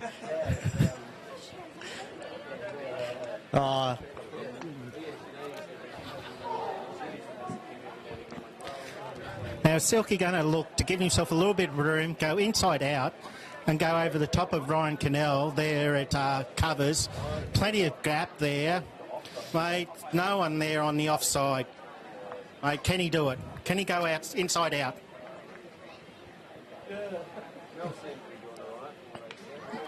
Short of the length. Yeah. Out to Reeves. Braves has got this one nice and easy. No. Nah, the only ones he hasn't got is the ones that were just wide, yeah. And he still made the effort to get to him. So Marshy Charges. has a strike, charge in and can't quite get it the distance. A misfield almost gets the opportunity to get another wicket there against Silky as the Valley Boys are on 40 runs. Curry off the long run up. Oh, down the leg side. Yeah, there we go. Marshy's had to give him the signal to let him know. And has that gone all the way? No. No, we're all good. They're just tying up shoelaces.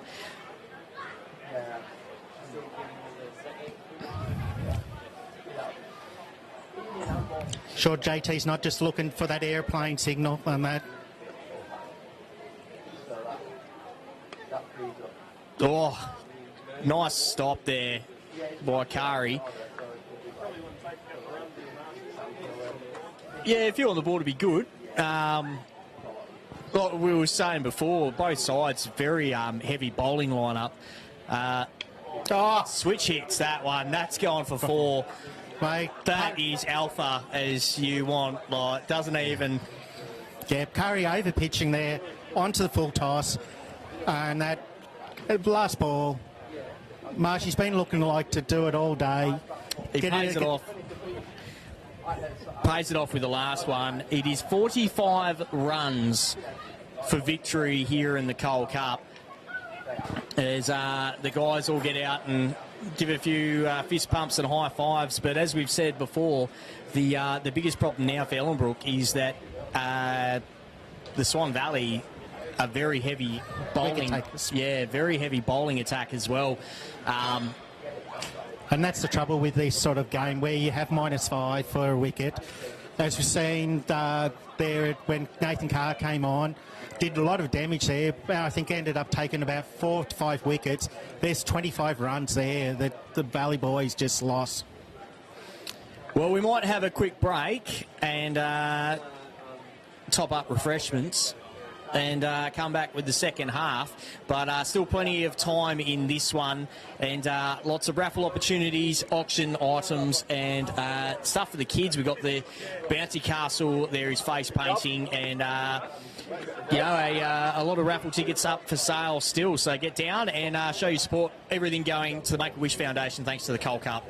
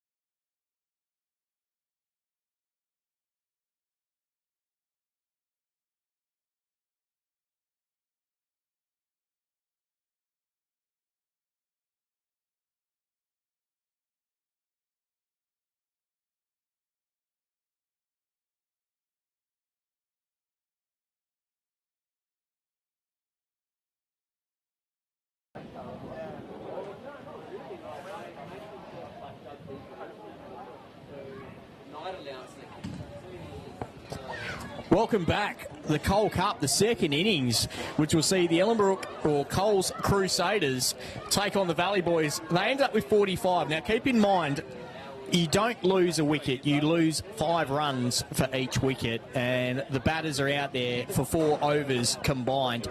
So there is a lot of potential here for the Coles Crusaders to get the win, but there's equally a lot of concern because the Valley Boys have some quality bowlers out there at the moment, and none more so than the opening bowler in Wazza, who was the Wasker third grade wicket taker, who won his award only a couple of weeks ago. Due to COVID, the awards hadn't gone ahead. So this bloke knows how to take wickets. He has taken in a 2-day game 10 wickets.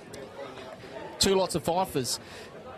That's strong bowling there, and coming up against Keller here, both Keller and Wazzy Ryan on that opening bowling here for Ellenbrook. Keller's going to actually give it a go, mate. Yeah, look, Ryan Canal as well. He knows how to hit the ball. And I think we're underway.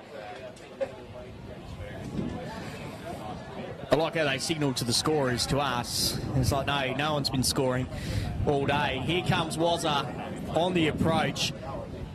This one's a high up and under. And straight away, that one is through for 4. Just wide of there, down at Cow Corner. Just a fraction short. In that hidden zone of Ben there. And already he's eyed up. Yeah, he's feeling the goods right now. 4 off the first delivery, and this wind's starting to pick up at the moment. And I don't know who really that's going to favour. Wazza comes in on the second delivery. Great adjustment, and that one is through for a dot. And straight away, Ben is copping a bit of flack from his teammates out here. I love the sledging from the sidelines.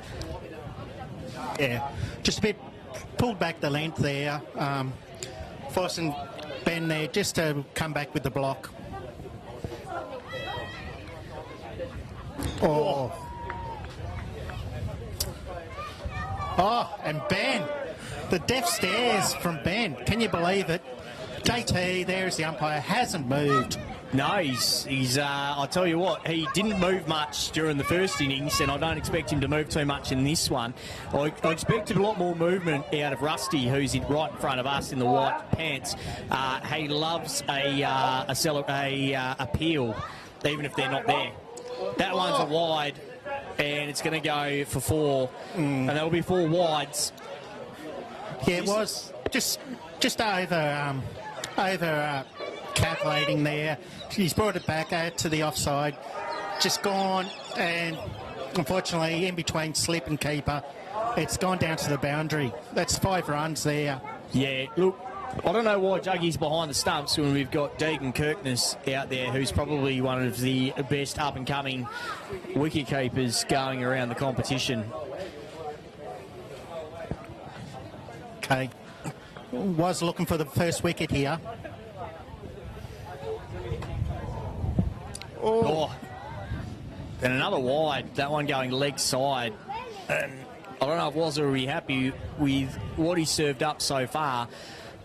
Although in saying that, 19 runs off the first over by Kobe. So, and the boys ended up with 45. So, I don't know if they'll be too concerned yet, but it'll play on your mind. Nicely there, just in the block hole a bit. Keller able to get it out to mid-on. And now Ryland Cannell will get his first look.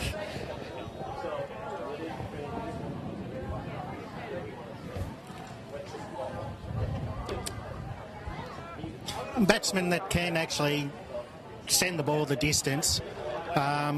Middle order batsman. Oh, he knows how to bat. There's no doubt about that. Oh. And that is great. And he's beaten Rusty, and that one goes through for 4.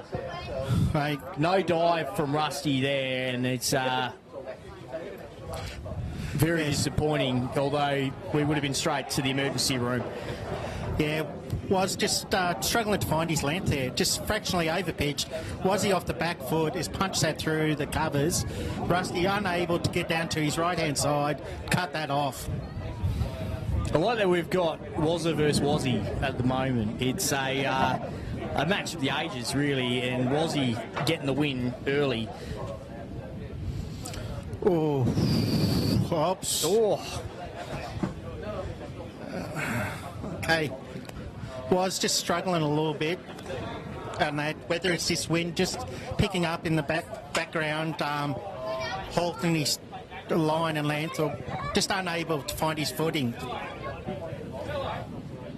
yeah, he probably just needs to take the pace off it a bit and just get the line and length right, really. That's a better one. That's a lot better by Wazza. And unfortunately, it's the last delivery of his over. As the Coles Crusaders, 16 runs, they're chasing 45. Now, keep in mind that they will bat the full 20 overs because you lose 5 runs for every wicket. Now, Swan Valley boys, or the Valley boys, they lost 19. But 19 runs in the first over. Yes. They ended up with 45. So 16 runs in the first over. Whilst you're looking at the scoreboard, it does look a little bit threatening. That's not the way it's going to work out as Charger comes in to bowl. Charger. Yes, Ben on strike to the left armour here. Oh, that one's a bit wide. And JT, he doesn't move. Right. To be fair, he didn't do it in the first innings. So I guess we can't be surprised that he's not doing it in the second innings. Yeah, charge there. Just a bit lucky to get away with that one. Stringing him down, leg side. Ben probably kicking himself that he didn't get that over backward square's head for 4. Oh, he's taken one there. Taking out all 3 is Charger and gets the first wicket there for Swan Valley, the breakthrough. Marshy's going, why couldn't you do that when you were batting and actually, hit some runs as well? But as you can see, Charger there, like that ball looked like it pitched up. Ben looking for the hit down to mid-off and that, hit over the top. And Ben missed, Charger hit. That's all you can say about that. So a nice early one there, which is an understatement that Swan Valley need a few more wickets to make this match competitive. Charger gets first blood, and now it will be, I think, Ryland comes on to face this one. So Ryland gets another look at it. He's already got a 4 off of his 2, and he's looking pretty good with the bat.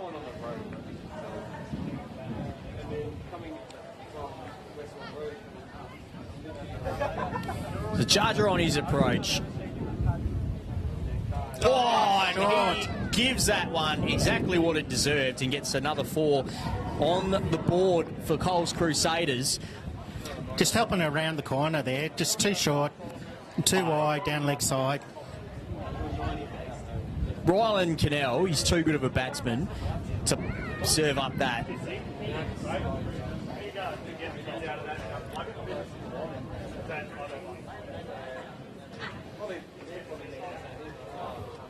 So the ball's going to come back in. He's got plenty of opportunity here to try and get another one, but let's be honest, early wickets are good. He'd probably want another one to make up for a couple of wickets he gave away when he was batting. Needs to pitch this one up. It's got to come into the block hole here. So on the approach, that's a better delivery. A lot better delivery there.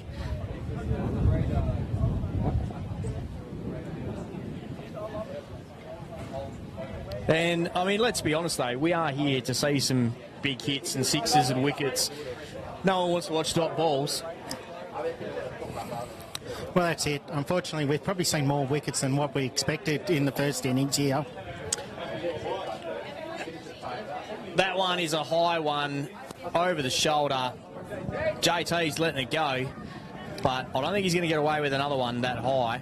And to be honest, he's probably lucky that Ryland let him get away with that one.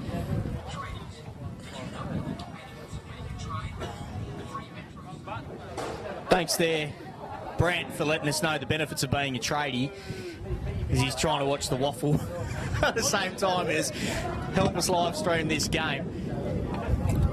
And that one, a little bit of a bouncer as it comes up. Well taken out there. I think that's by Joey, the new coach of the Swan Valley cricket team. Just come over from England yesterday. Not yesterday, Thursday. So he's only been in the country for 2 days. Straight into it. Just what you want from your players.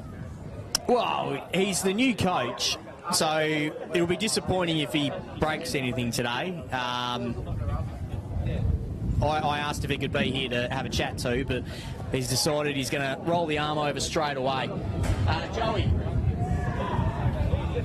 So Joey Jojo Shabadoo comes in. And straight into the nuts. Mate, it's a little bit quicker than what Ryland was expecting. Ryland just checking there to see if they're both there. And that. And really has he got kids yet? Not yet. Not yet? Well, yeah, no, definitely check then. Otherwise, I was going to say it might be a blessing in disguise. No one cares, mate. It's the waffle died last week when East Freo got knocked out. This dead set. It's at Leederville Oval. It's the two worst teams in the waffle. It is nah. And Jojo, right on the money here. This one is an up and under, and Goody. He takes it. Goody takes it. Oh, I tell you what, there was a bit of trepidation in the air as he went back with the flight of that one. And Goody very happy to give Joe Lavender his first wicket back in Swan Valley colours after a few seasons. And as said, so like the wickets here just starting to tumble a little bit. Although Ellenbrook did start off well with 16 off that first over. A couple of wickets now have brought this right back. Rusty racing in to support the team as well.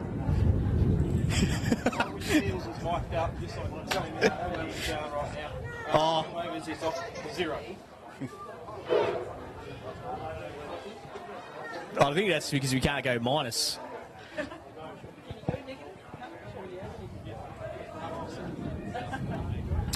Can in this form of the sport as Joe Lavender comes back in. Joey Jojo Shabadoo. Oh, this one's up in the air. Sam Chitty isn't going to get that high, even by his lofty standards. Oops. As they come Go for back two. to, Ben Keller just sneaks back into there on that. As a first grade captain, first grade coach, not first grade captain. I know, he's got a bit of an action. I think it's a bit of a shock there. And Marshy's all over that one.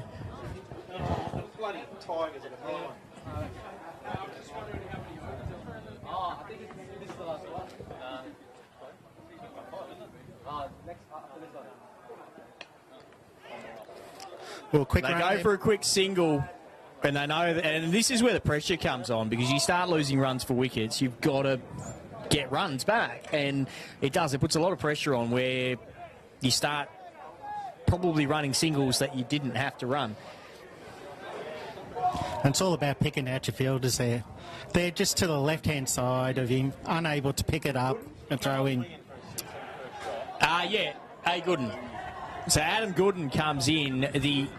It's a Gooden.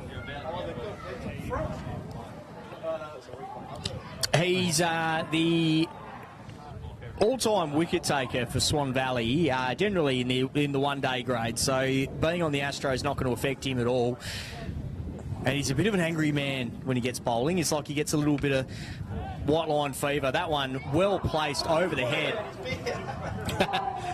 Just careful not to knock over the bear there. Yeah, well, that's what you like to see in a charity game. It's like, you know, there are more important things than winning a cricket game when you got beers out in the field. But yeah, Adam Gooden, he can be a bit of an angry man when he's gets in the white line fever. That is a great shot, and it's well dispatched. That's one bounce 4. I don't know why he's sprinting for that one. Gooden just a little bit too short there. Yeah. Keller back onto the back foot, straight over mid-wicket. No one's there. Gooden's got to pitch him up here. He's got to bowl to his fielders.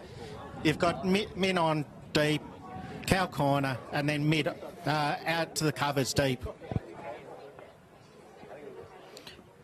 That's a better. I was going to say a better delivery, but it's been well dispatched there by Keeler. Sorry. I didn't think it was a bad ball, but he's just positioned himself well there, Keeler, and he's managed to get it down for 4. Yeah, just rolling around there, just stepped inside, just helped it on sweep beyond backward square. And it's a bit like some of your golf shots out there, Albie. They're trying to find it. I don't play golf, mate, because I know what will happen. So Too much travelling there in the roughs these days. yeah, I'm not bad at Rory McIlroy on the old Xbox, mate. So I've won a PGA Tour. Come on, the Cardies! Oh, this is a high up and under. There's no one out there. And that's And gone the that's 6, distance. I reckon. Right. Keeler getting a little bit of runs on the board after the first shift to right. Yeah, Gooden changed his length there, but Ben just up to the challenge. Just held back there on the back foot, and just a little flick of the wrist. Mate, he's taken it over mid-wicket for a 6. Well, it's like you said. He's not bowling to his field. But Ben probably a little bit better here, mate. That was a good bat. Was a good shot through. So Gooden on the probably last ball for the over. He's given him. Oh, He looks ugly! Oh, that looks so ugly! Should have just been given out just for the shot! Across the line on stump, Benny boy! oh, and you got to love when your own teammates are sledging you from the sidelines. Right. Gooden's come back here. Mate, taking the wicket. Can he come again? Oh, wait up. Oh, that's right. They've got to swap. They do have to swap No, this is because of the wicket. So it'll be interesting to see how many. So 19 wickets Ellenbrook or the Coles Crusaders ended up with. It'll be interesting to see how many Swan Valley end up with for today. They've got 2 early. 3. 3 early, sorry. Nice little block. Marshy. Oh, he got it. He Through the loves legs, that little- mate. Mate, no cats around his place, mate. Can tell you It's a that. nice little snapback there. Mate, I think he did knock over middle stump there too. He knows where they are. He knows how to hit the targets. So the end of those pair. Coles Crusaders, believe, on 26. Is it 26 there, Sully? Yep. So none for 26. So they've done pretty well early on. 3 for 26. Yeah, it's 3 for 26, but, you know, it's 26 runs. Yeah, unfortunately, the runs that Ben did make hurt him hard with 3 wickets. And who's coming in to bowl now?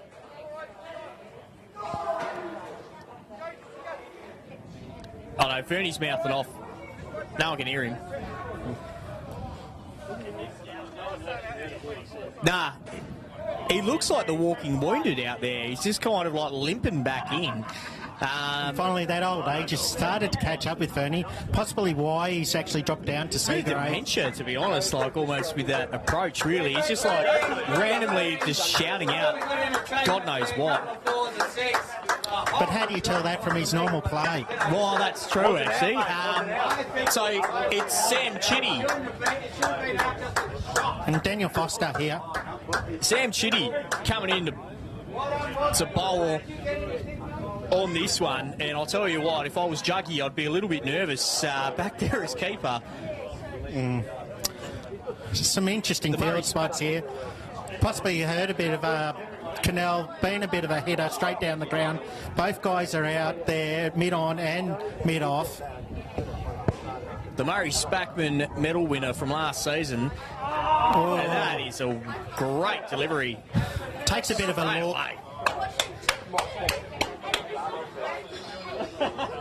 Is it Josh Cannell? Yep. First up, he just wants to have a quick squiz at it first, but I'll tell you what, there's some pace on it.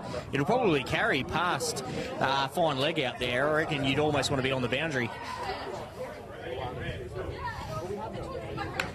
That is a smoker of a hit. Straight down his throat. Right. Cannell, just as we said, just finding that batsman fielder down at mid on. Again, hitting down the ground and just hauling straight out to mid on. All right, well, I'm going to pass the commentary over to Brant Johnson for a second because I need to go get a beer, and Mile Mansbrook's rocked up, and I'll probably need to get him one as well. So, Brant. About time we got rid of you too, Albie. Sam Chitty comes in, and that is absolutely dispatched again, but nice fielding out there. You think he's given that a second old whack as well.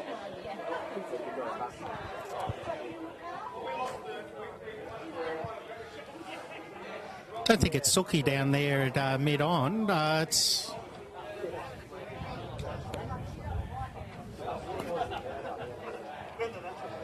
Oh! Mate, Cannell goes back in his wicket, hits over the top of point, and it's actually travelled out to the boundary there. That looked like a nice little golf chip shot out there, and he's just over the top. Thank you very much.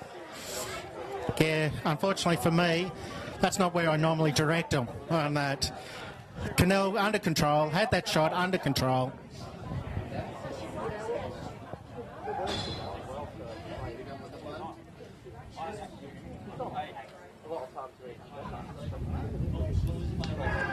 Oops, it's down. Oh, goody.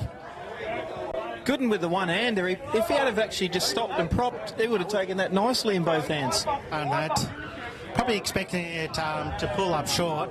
Didn't realise Cannell can actually hit this ball.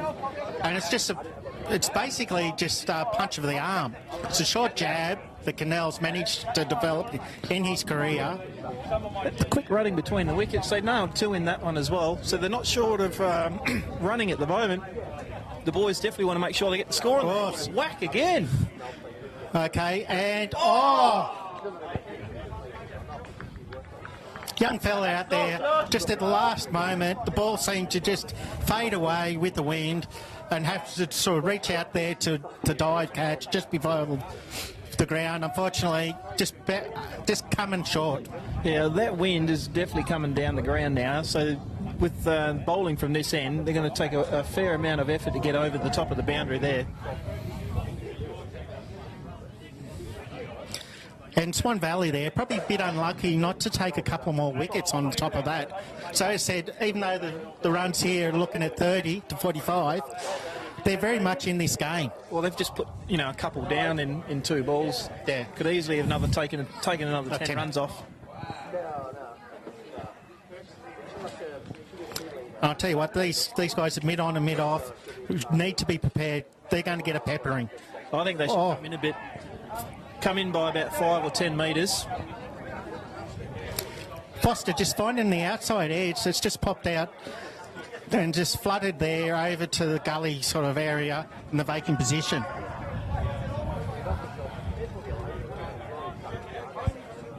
Oh, the Tigers have just kicked a goal to bring themselves within 3 points for those watching at home as well, unfortunately. Mate, too short, too wide, down leg side. Helped on its way. Just above hip height there, and thank you very much. Just pushes that one down. A little bit unlucky for the young fella here, but it will learn from the experience now. Let's see how he'll come back here. Needs to sort of get Cannell trying to hit down into this wind and see if we can get another couple of catches out to the mid-off guys. They've got nobody leg side here at all.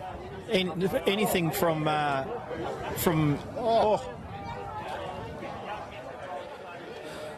there's nothing at all from square leg backwards. Mate, nice finesse. I'm sorry, he's too far around. That's why he is. Nice finesse by Cannell there, just a little bit wide of backward point, and it races to the boundary. Yeah, the bloke here is actually halfway between sort of deep square leg and fine leg. I think he needs to probably come around a little bit. And as that just goes out to midweek, it's just a single out to those guys.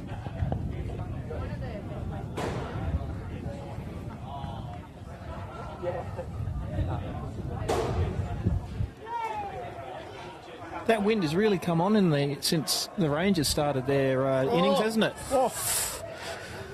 Unfortunately, there, young bowlers just dropped a little bit short there, and ended up being called for a wide. Foster not used to the tennis top shot. That's a Brant Johnson especially. Yeah. Oof. Oh, just a little bit over on the length there, and he just got it on the full.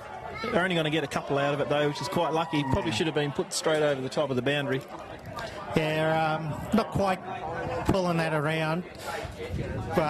Bit of work there for sort of backward square to come around and pick that up as he just pulls around to the left of his normal position.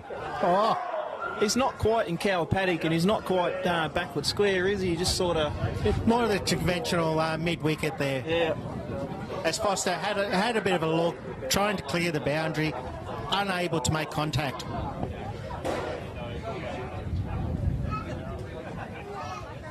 We must have got the sea breeze from 2 days ago as this hit Ellenbrook. That's what it is.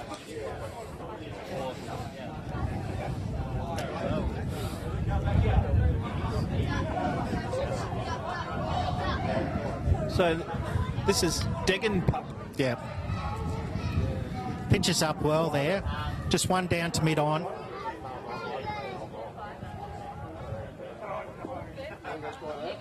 Swan Valley need to get a couple of wickets here.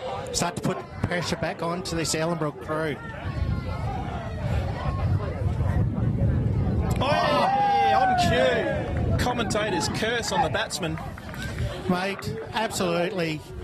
Mate, clears him up. Only the one stump left there. Foster unable to put that ball over. Hey, mate, Looney Tunes sort of eyes. He had it going over mid-wicket. Unfortunately, not. That was a strike. Batter out. It was a pretty much a rank full toss, and his eyes lit up and straight through. Played it like a baseballer instead of a cricketer, and that was it. Hard to believe Albie's dad's actually shorter than him, just quietly.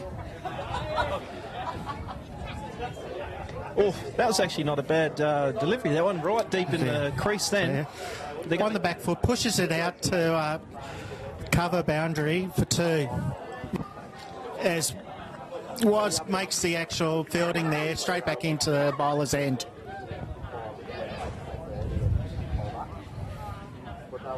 Singh from around the wicket. Oh. Cannell finds the thing. Gordon fields it, and then in the effort cuts it down to 1 run. Great fielding there by Gooden. How that didn't bounce over his foot, I'll never know. That's an ankle breaker doing that stuff. Oh, off the toe. Oh, went up there. Could be a run. Oh! Foster looking for a quick run there. Wasn't on. Straight to Marsh. He's had a throw at stumps. Didn't connect. Had it been a hit, I think Foster was gone. Oh. Sing around has found Foster's length here. Mate, Foster's been struggling here to get back to ball. Well, they've had a nice couple of overs where they could literally swing and do what they like, and probably a little bit too much confidence. Yes, but as these Ellenbrook boys, they're not happy with Foster. Not making connection. Mate, they need these batsmen to get some runs. Mate, because the pressure could come back onto Ellenbrook at the back end of these innings with a few quick wickets here. Well, with those shoulders, I reckon it wouldn't take much for a connection to send it straight over the boundary line. Just as long as you've got your catcher's mitts there. Off. Cannell, no, into the wind. A bit of a pitch. Oh, Foster coming back. Oh, That could have been interesting had that been a direct hit from the outfield.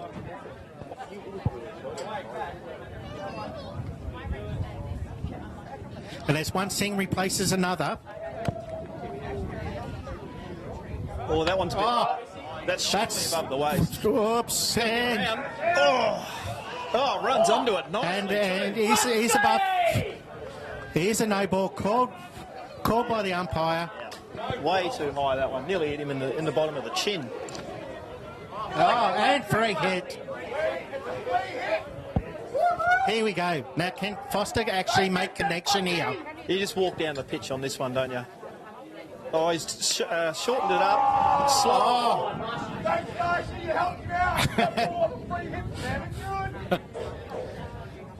He bowled that pretty well. Just give a little bit of pace off the ball. yeah, just unlucky there. Marshy unable to get down to it. Oh, That Candell is hit, but still struggling to find the middle here at the early part of the season. and the wind. It's going to be very hard to hit one over the boundary line with that wind. Yeah, there's another one. There's a Straight lower up. hit, straight in. Mate. As I said, Foster's now starting to find his length. He's just got to find a bit of a gap there. Probably 5 or 6 yards either side of that fieldsman, and that was 4 all day. Oh, Cannell, this is probably a catch. Gooden. Oh! Straight through the hands on Gooden. He's absolutely got there beautifully and should have nailed that one. Mate.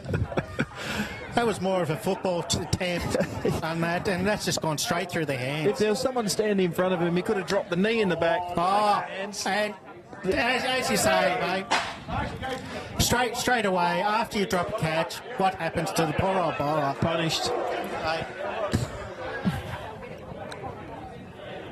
The fieldsman did have a fair old go, but he watched it sailed over. Yeah, that was at least 6 to 8 metres behind that boundary.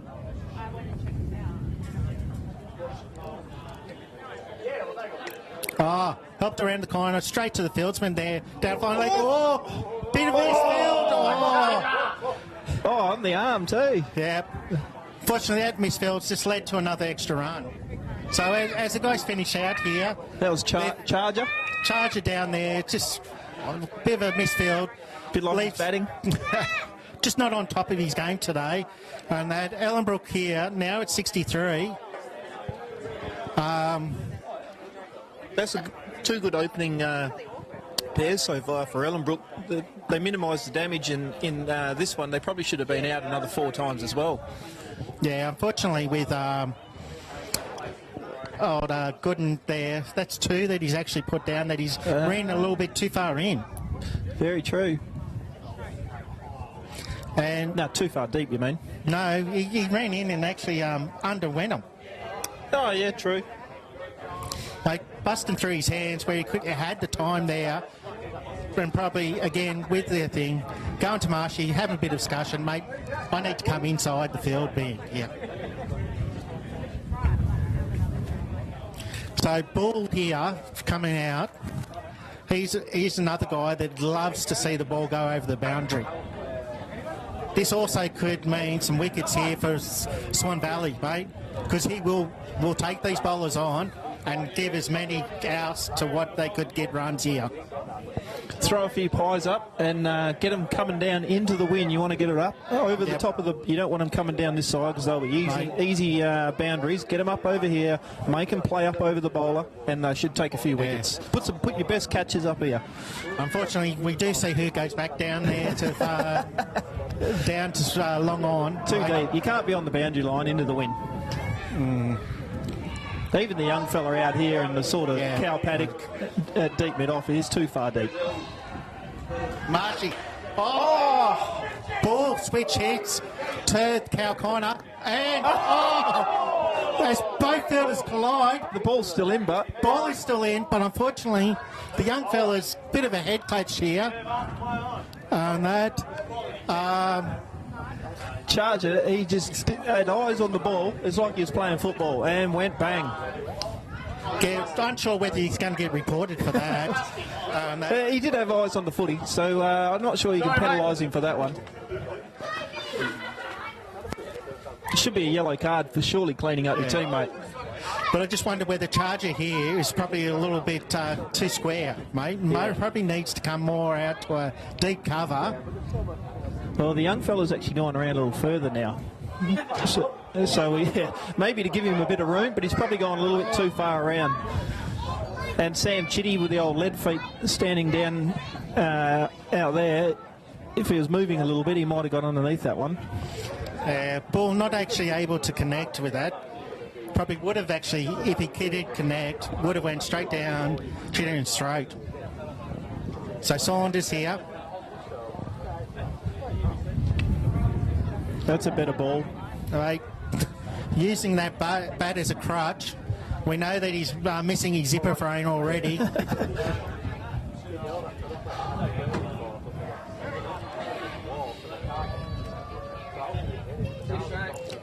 Okay, fourth ball here for Marsh. Can he take a wicket?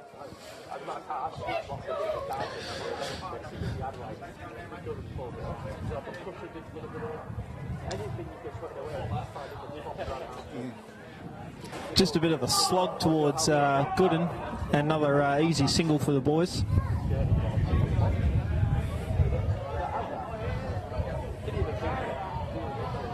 You're probably not too worried about technique on days like today, just a little bit of bat on ball. Mate, you hit. Oh, you don't want to dab at it like that either. No, if you're going to swing, have a decent swing at it, mate. Mate, all that is asking for is this nice little edge straight to the keeper. And again, Saunders looking for that. Yeah. You already got two guys there, one at a short third man that's now coming to a slip. Yeah. Saunders. Manages to just guide it in between that gap, and it just strolls to the boundary. Singh unable to chase that down. Saunders a bit lucky to get away with it. Did pop up there for a fair bit, but unfortunately, it's gone into the gap. And that's the end of the over. Score at 66. Swan View needs to get some wickets here. Valley. Swan Valley.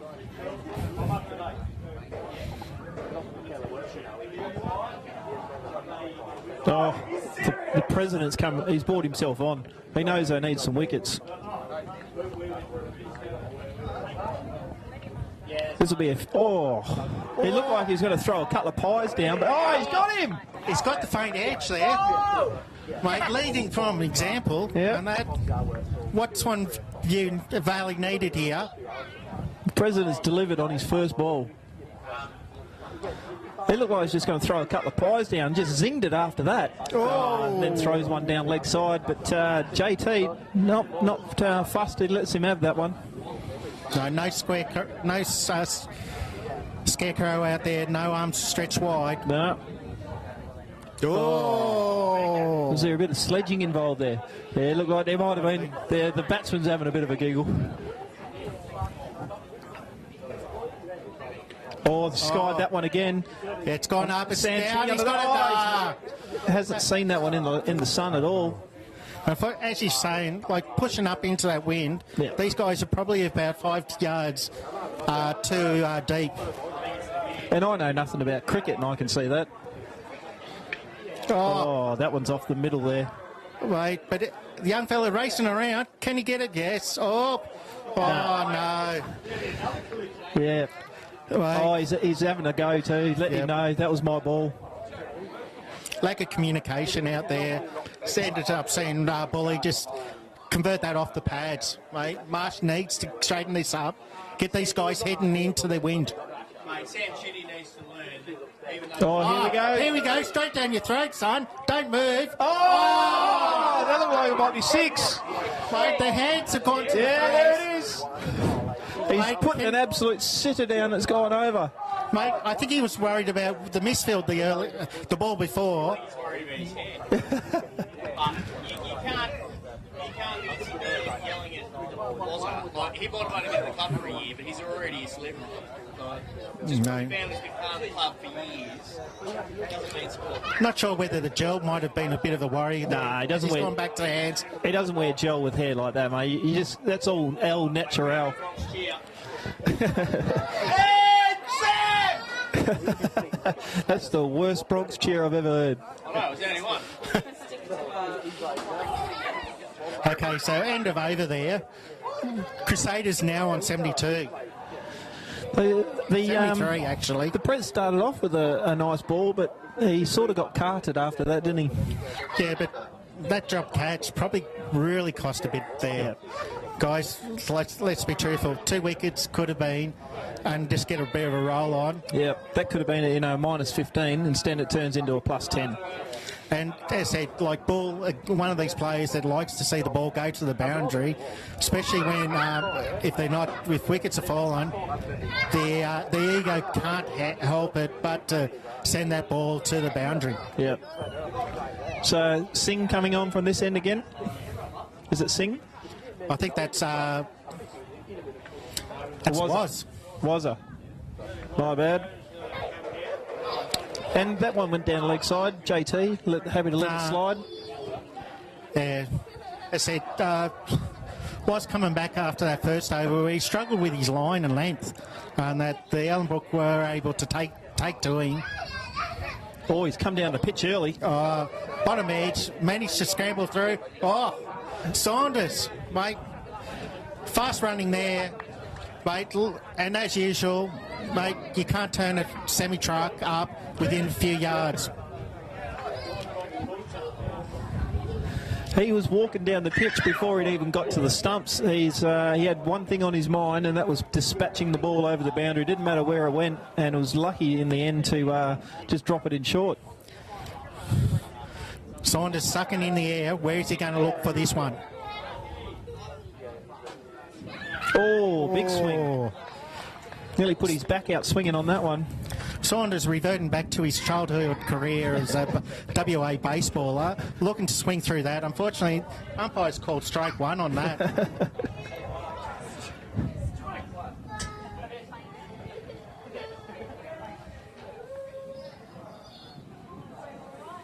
Oh, geez, unlucky by Was.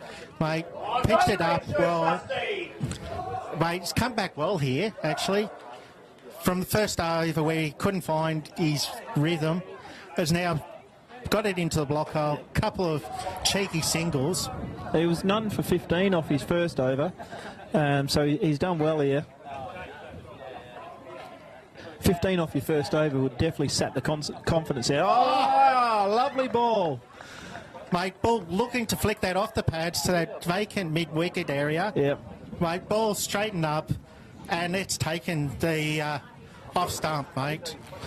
Lovely ball. I was about to say, carded for about 15 off his first over definitely would sap your confidence, but he's followed up with some 3 good balls here and finally gets a wicket on his 4th.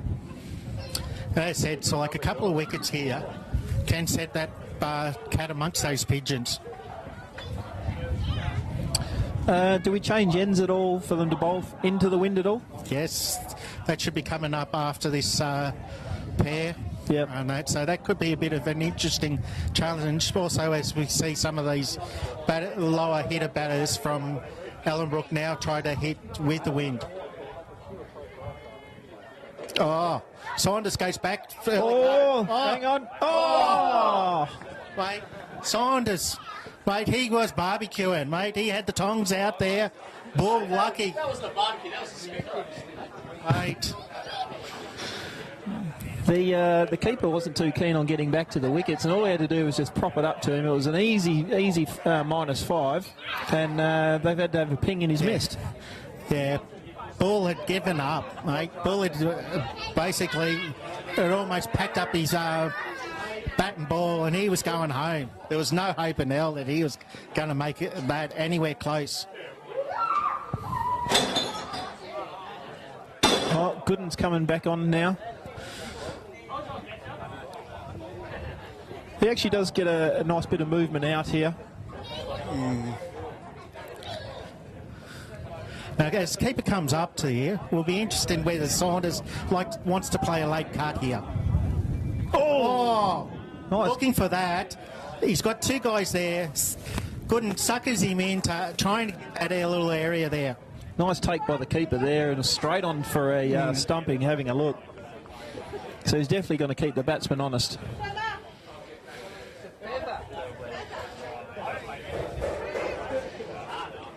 Yes, looking for that delicate thing.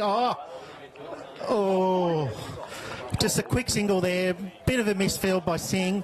Just probably lucky the ball to make his crease there.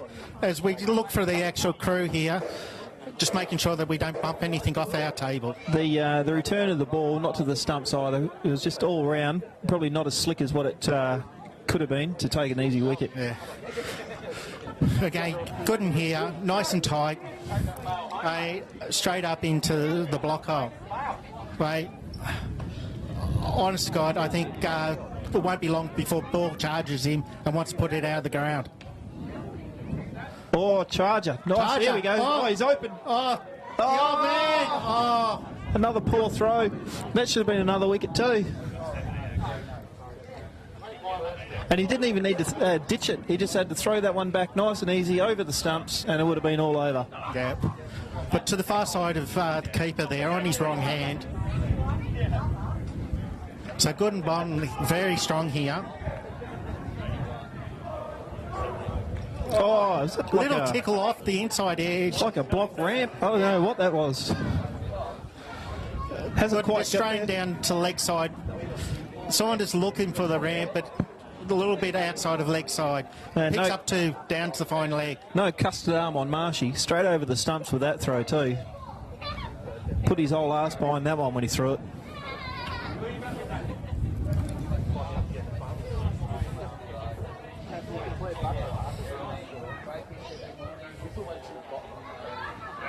Oh, that one's skied. It's up. It's a pop Charger. up. It's a pop Charger. up. Oh, he's dropped it. Straight up and down that one. Should have been an automatic out there. Unfortunately, No, Charger a little bit trying to make up ground. It's fallen short. Ellenbrook now on 75. There's a change of halves here. the Swan Valley boys need to make sure they start whacking a few wickets, because they're only 5 or 6 wickets from getting themselves right back in front in this game. And when you have a look at the easy misses they've had, I don't think it's too hard that they could actually be square right about now. Yeah. I know, said, it's all about wickets. And in these games where wickets are -5 runs, mate, it makes a big difference in losing a wicket to just keeping a couple of overs nice and tight. Puts them under a bit of pressure, so when they get down to the last couple of overs, they know they've got to swing a little bit more just to keep themselves in front and then cough themselves up a couple more. Very much enticing the actual batsman to come at them. Yeah. All right, we're going to take a drinks break and we'll be back shortly. No worries.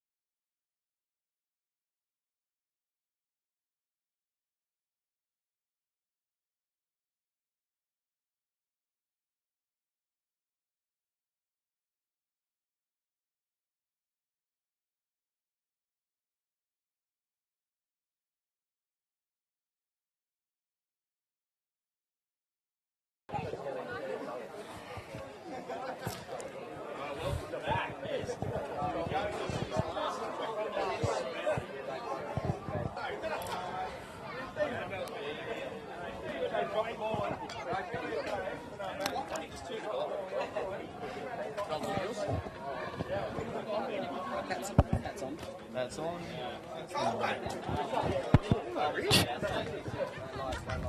Okay, Reeves, as he makes his way out to the crease, it's probably the longest amount of walking that he's done today, other than coming off for the game. Yeah, look, it's I needed to send a message out to Marshy saying that, you know, Reevesy is a national icon of the 6069, so make sure you look after him while he's out there. Going out with Sean Cohen, another bloke who's not known for quick singles between the wickets. So we're looking forward to some absolute cracking swings of the bat here, because let's be honest, we're not going to see very many quick singles.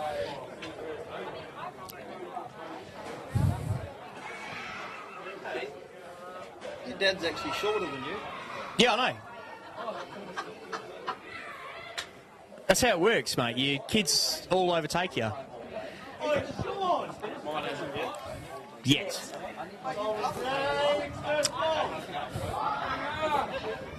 Bowler is Charger by the looks of it.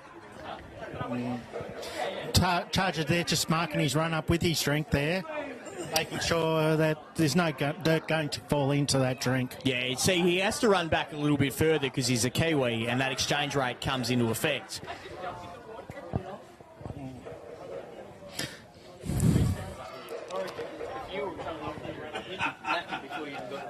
I wouldn't even come. I'll spin, mate. It'd be a waste of time. Exactly like me bowling in the first place. Well, don't go that far to the fridge, let alone go anywhere else. Yeah. Mate, you know what they say? There's, you know, people that can't do umpire. No, people that can't do umpire. Those that can't umpire, coach. Those that can't coach, commentate. Oh, High up swing. and under. This one should be gobbled. No, where's the effort? Where's the effort from the 16-year-old there, Deegan? You ran so fast, your hat came off! I was too busy focused on the fact that Deegan had a piss poor effort there as the only bloke out there who's not drinking cans. Charger, concussing him on the bed. I'm not going to go and take a catch for you. Oh, absolutely outrageous. And I miss Reevesy like blind, you know, just thunder almost coming through, lightning. Charger there, one pushing across the bows of Reevesy. Reevesy looking to guide that one down to the third man boundary. Deegan Kirkness running, like Reevesy was running faster than Deegan was for that catch. Oh, nice little edge there, and this one will be collected nice and easy. Oh, Deegan throws that to the bowler's end. Really putting a bit of pressure on Reevesy there to make sure that he's kept honest. No respect for your elders. Oh, no, I did like earlier when you guys were commentating, Juggy, opportunity for a run out and just kind of like the, you know, just let you know, and that was something that Kari did as well, so big fan of that. Oh, this one's up and about. That one's taken. Oh. Never in doubt. I don't know, I think there was a little bit of a bobble there. There was a bobble, but, you know, that's all right. That's what replays are for, but no, he takes the catch, and that's a well-needed 5 runs off the score for the Coles Crusaders. Now, can Valleys capitalise here and cash in onto these two batsmen? Well, they need to, because I think there was a spell that ultimately... There was a spell ultimately with Wazza and Joey that effectively set up so far what has been a really, really competitive score for Coles Crusaders or the Ellenbrook Rangers. And we're yet to see either... We're yet to see the Valleys capitalise on a team yet. They need a Nathan Carr out there.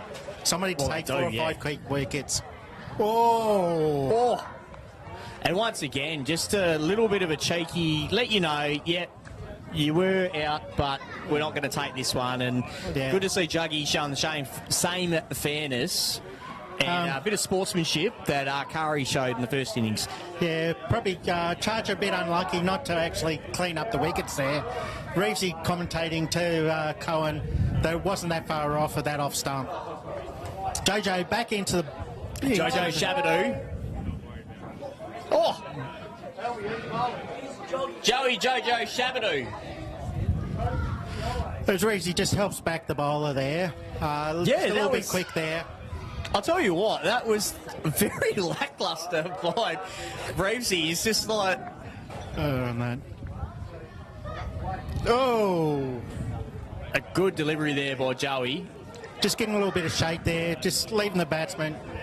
Reevesy unable to just get a little bit of a tickle on there to help the Valley boys out. Oh, gets that nice front forward. strike. And this is why he's been able to play as many games as he has. He's got... You don't need to be the fastest bloke out there, you just got to be the smartest. And that can't be said for Reevesy in any part, but he's definitely smarter than a couple of blokes out there. Marshy probably missing a trick here of bringing the fieldsman in while Reevesy's on strike. A few guys here wasted. I don't think Reevesy could double hit these the balls out to the boundary. No, especially the way it's been a bit slower as well. Oh, that's a nice one. Oh!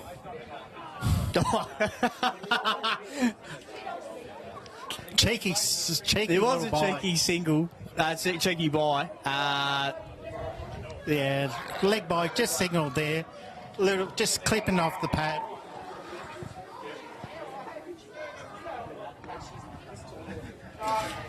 Mate, slower ball by nice. Jojo. Nice strike there and misfielded by Sam Chitty. One of the only blokes out there who's not able to have a beverage and therefore has no excuse. Reevesy's probably looking for a bit of a strike there, looking to come back for the second. Was turned back. Cohen wants that strike, wants to be able to hit. Who's coming in next? It looks like it might be Suki, maybe? No, It's it's looking- Yeah, it's going to be Suki. Suki Singh, he's already taken one wicket today. And boy, do the Valley boys need a few more. Comes in on the approach. Oh, I tell you what.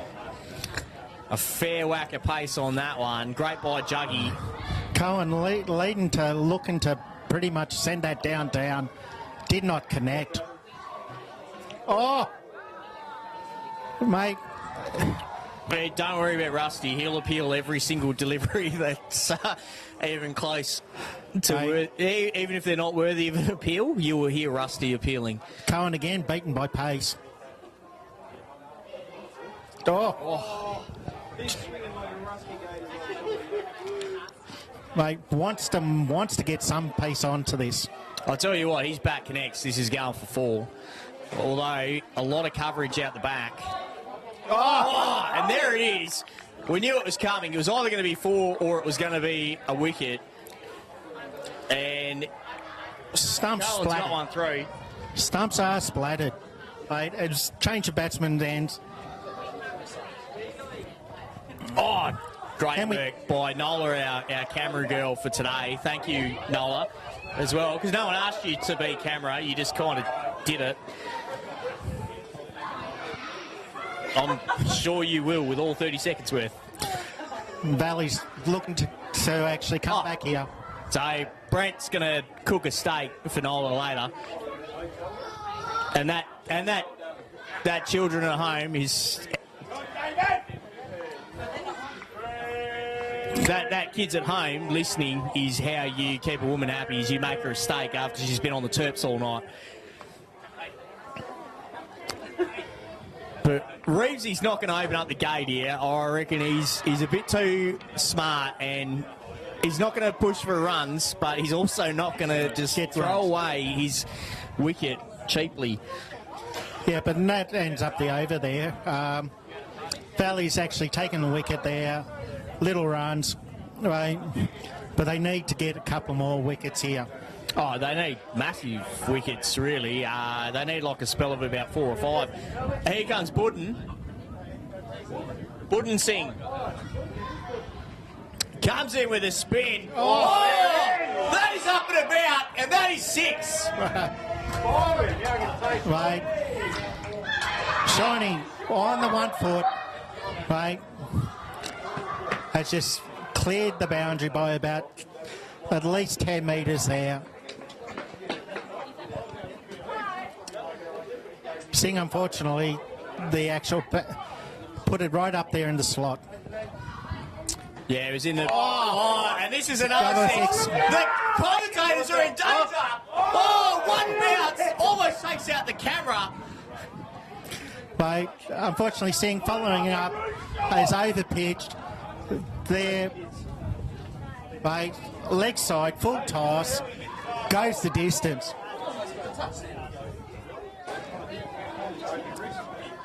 No one is surprised that you would have done an injury taking a touch there, Brant. Oh, that's down leg side. Yeah, down leg side gets an edge. Oh, no, it's buys. They're going for 2. Oh, no, and down to the other end. Budden needs to get his line and length right here because And I otherwise think it's going that's to be a- a very ugly over.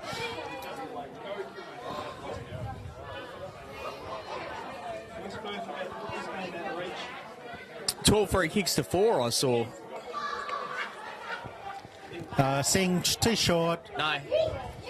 Cohen just bashes that down to mid-off for the easy single. Reevesy. Well, to be fair, most of the West Perth free kicks are only worth 10 cents in the dollar, so that's how they pay their bills. Oops, Reeves goes back on the back foot, looking to hit that out to mid-wicket. I wouldn't be using her as an accountant again. Unfortunately, Reeves' heading ability can't get it off the actual centre square. Oh! So that's the thing with Rosie, is he's not probably going to get the runs off the fast bowlers, but he's not going to throw it away. And when you've got a lead, like they do at the moment, which is 1 run off double,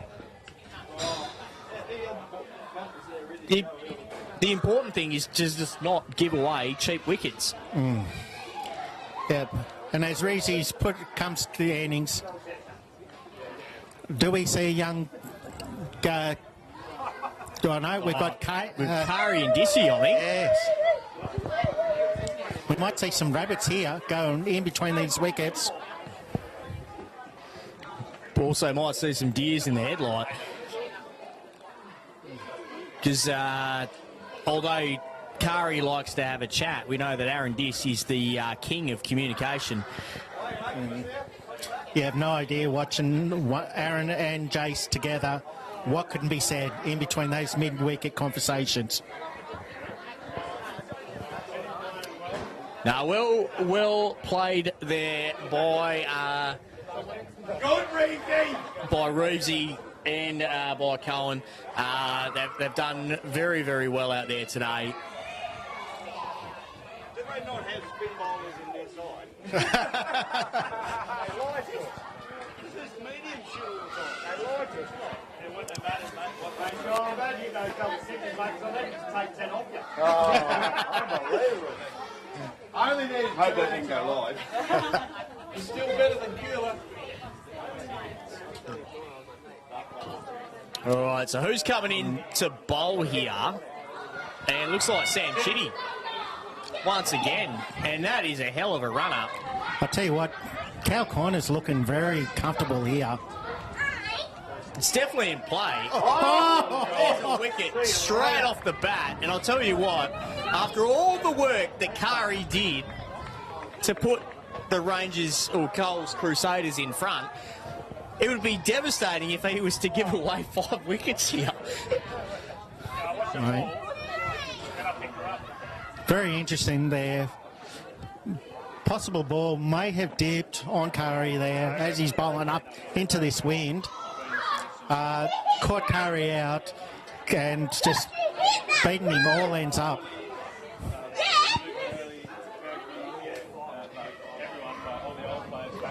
Oh! Little bit of out of the back of the hand. Diss also beaten by the lack of pace. Yeah. He's asking a few questions here. It's already taken 1 wicket. Dissy could have just popped that round to Marshy there at backward square.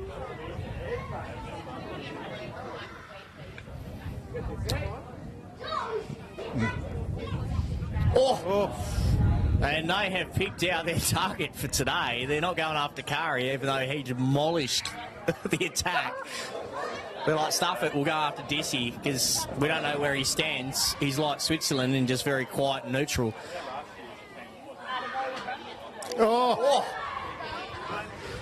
Kari could be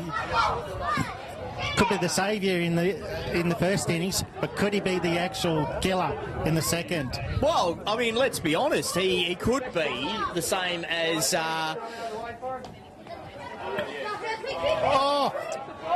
you know, you live long enough as the hero, you end up becoming the villain. You know, he could end up being Anakin Skywalker. You know, we're all praising him as the one that brings balance, and then he just turns on you. And although nice little defensive shot there by Kari, that was a shit throw though. That was a shit throw. Mate, especially at Cow Corner where there's no one there. Mate, sort of and ahhing about this guy out at extra cover, sitting there, almost like the shag.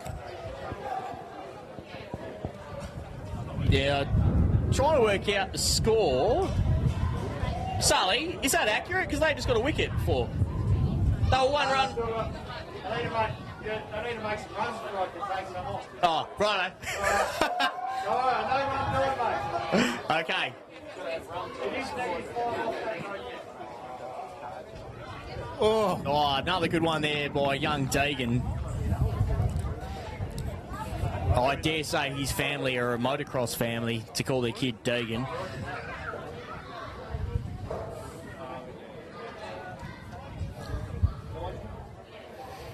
Comes in on the approach to Aaron Diss. Oh, he goes in the air! Goes the distance, has he gone back?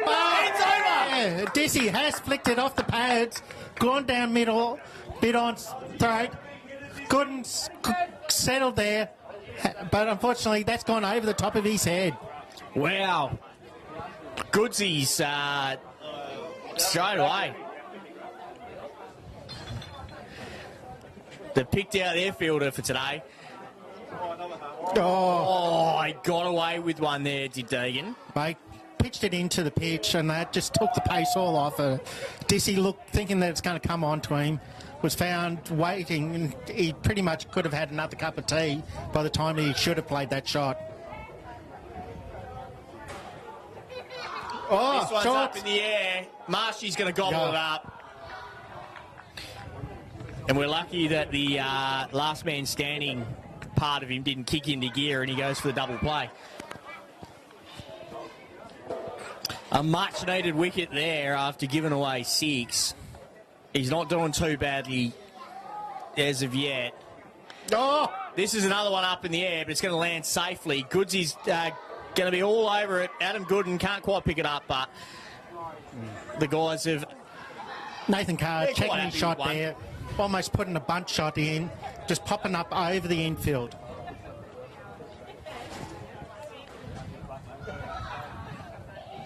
Oh, that one's going to go too deep. Wazza's going to be all over this one. Gets down nice and low. That, kids, is how you stop those ones getting through. Just helped around the corner on a full toss. Deegan didn't do too bad. Although did go for the 6, did pull it back with that actual wicket off of Dissy, sucking him in for that actual short ball. Juggy coming in for a bowl. Who's chucking on the pads? I think it might be Joey Jojo. Shabadoo. It's the worst name you've ever heard.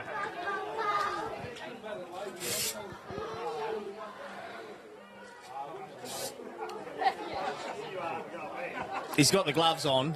And Dissy facing up, looking to go down the ground again. Got his stubby on.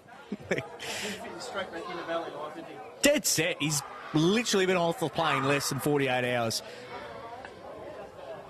Oops. Sneaky single. Oh, little bit slow there from Marshy. Not expecting that one. There's a not a great throw. Yeah, it might be a bit of a warning throw, so to speak. Curry's going to go with Kalkiner here. Oh, not quite. Dropped it a little bit short. Pushes that down to mid-off.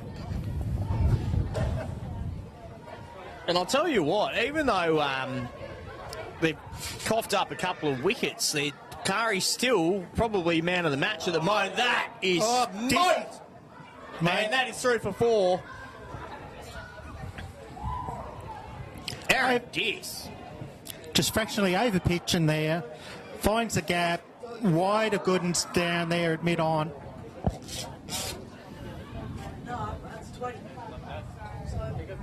So Juggy won't be happy with that one. Look for an adjustment here.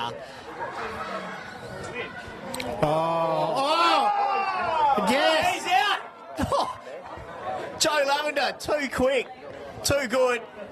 It's a wide delivery, no one cares. It's still out. It was absolute lightning. That's what happens when you dedicate your life to cricket and you're good at it, as opposed to the rest of us that dedicate our lives and suck. Dizzy just caught a little bit wandering there. Goes for the wide out thing.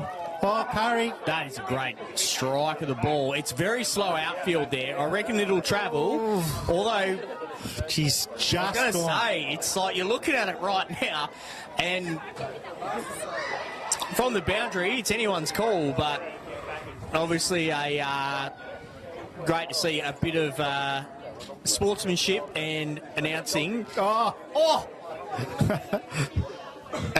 Singy, freaking. That's where he was a moment ago. He watches another 4 go across the line.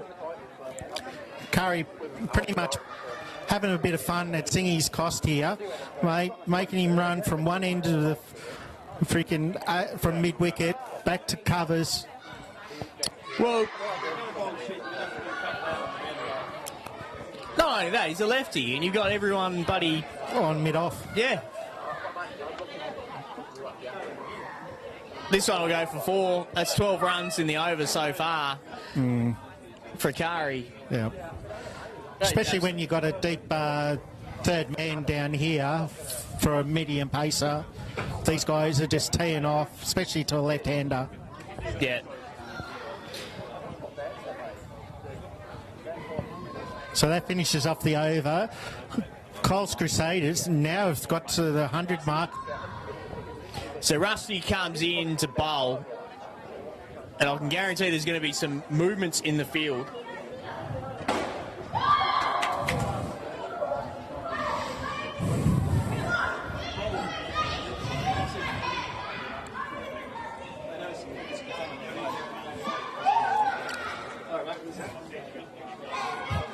Okay. Dizzy on strike.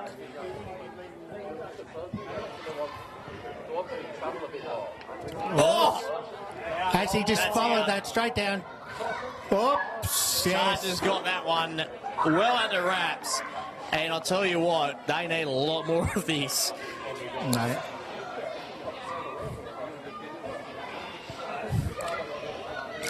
Unfortunately, this left-hand, right-hand combination doesn't see a great deal of field changing on that. No, well, once you get to our age, mate, you don't care. You've had enough. Change it for the sake of change it. Oh, Juggy. Now, Rusty is a ruthless competitor as well, so he won't like any sportsmanship where it means he doesn't get a wicket. So Juggy will need to be on top of his game here. Yeah, but Rusty's probably pretty much backing himself to take Kari's wicket here again. Oops. Oh, great dive. It's going to go for 4. Charger on the boundary. Cuts it off. Just 2. That just goes to show that the Ellenbrook Shire is not cutting this grass enough.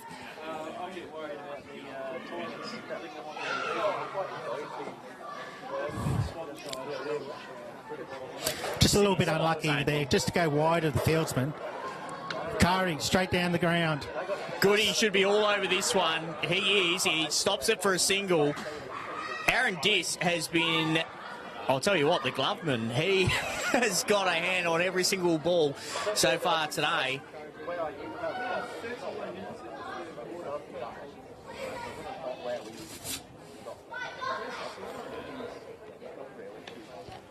Dissy opens up those shoulders. Fortunately, just straight down to Goods. Mate, easy single, mate.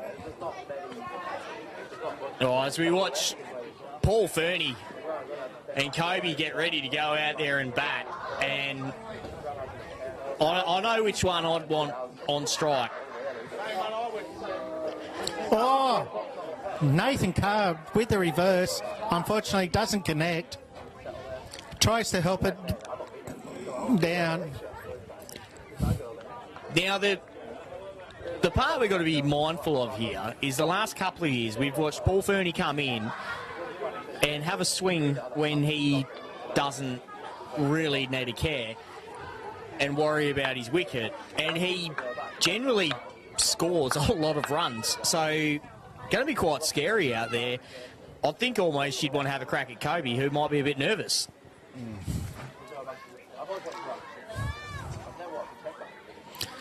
Now, are we going to see some interesting shots by Paul Fernie here with the actual switch hitting? The little flicks. I don't think so. Not the same as Marshy, I don't think. I think Paul is your... Marshy's a bit of an all-rounder, where I think Paul is your dead set. He is your opening bowler and leads your bowling attack. Where Marshy's more of your mid-range bowler, your middle order batsman. Bowler, middle order batsman. So that's why he's got the different shot selections, so to speak. But Fernie does actually have a century to his name, and eventually follow that up with a 50. Not his age, is it? No, mate, it's definitely not his IQ. Not his jersey number either, as we can see the number 11 out there. But we'll wait and see who's going to come in on this one. It's Juggy. Juggy. Okay, it's both Ferns face up I've here. only said Juggy 3 times now. So Juggy comes in to bowl, and I think, I can't tell if it's Charger now behind. No, Charger's out there. You can see the wax legs. Yeah, no, that's out there to the left. So it almost like there's a bit of fake tan happening while he's out there as well. Jojo behind the stumps there. Young Ferdy. Oh, straight away, it's a wide. Oh. Look to go on the backward foot, punch that through. Big gap there, point around. So Juggy comes in, a big hit up and under by Cole. It won't quite make the distance to Rusty, but gathers it nice and quick. And this one is only a single, and now Fernie on strike. Has a bit of a look around the field. Where's he going to go? Oh, he's lost his wicket in the first delivery. That's what Swan Valley need. Did that just cut back through, or did just Fernie close his eyes and just had a look? I just reckon it was a... I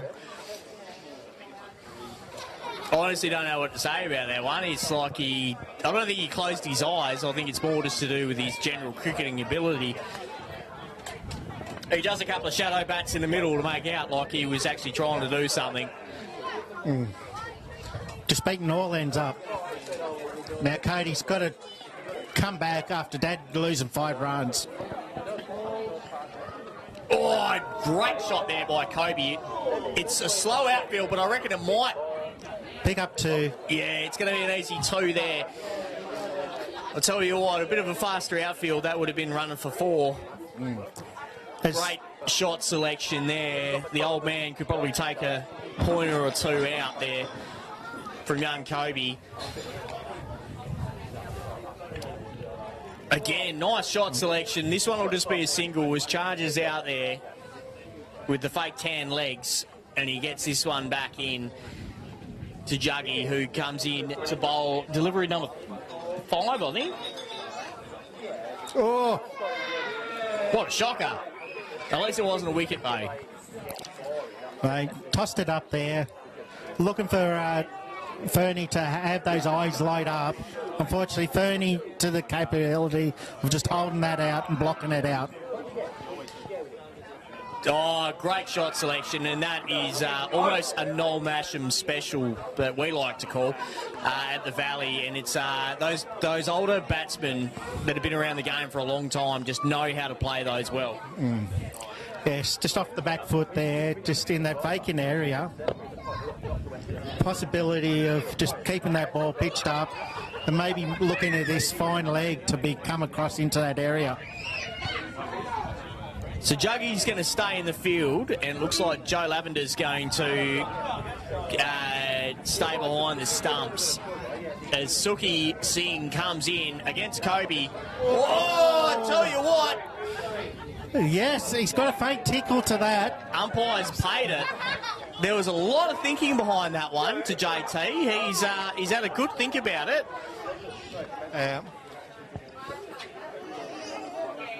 Cody not happy with himself, so looked at it, he should have played a better, stronger shot, rehearsing that same shot over and over again. Fernie facing up left-handed here. Here we go to Suki. This is going to go anywhere. And it's over the head of Joe Lavender, picked up by Chitty.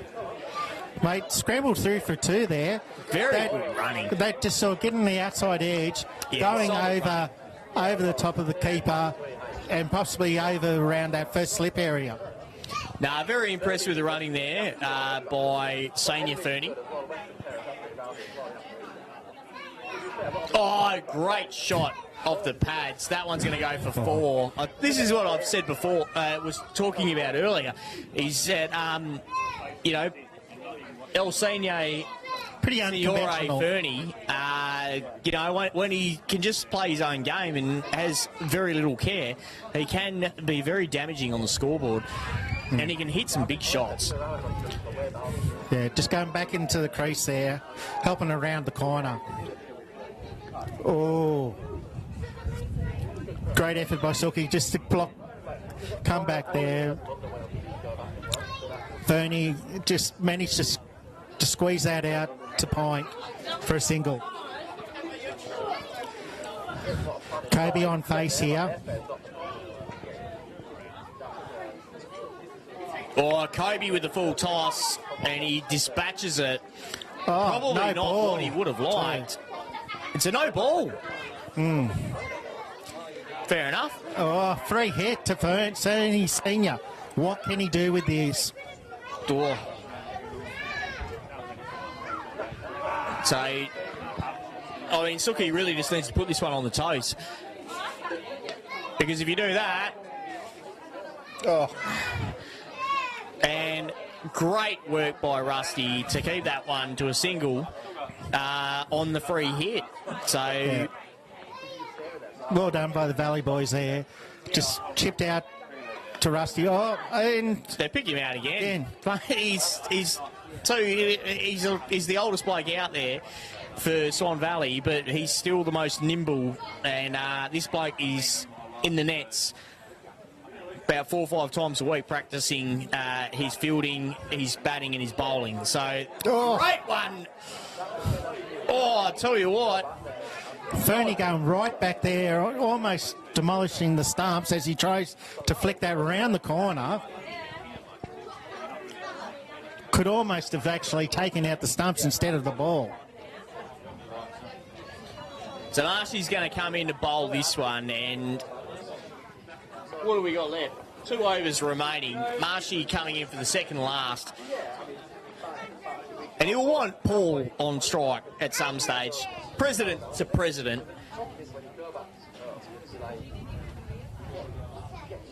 Oh! Marshy bringing the left arm. He changed the pace there a little bit as well. It's like he's trying to get the single through.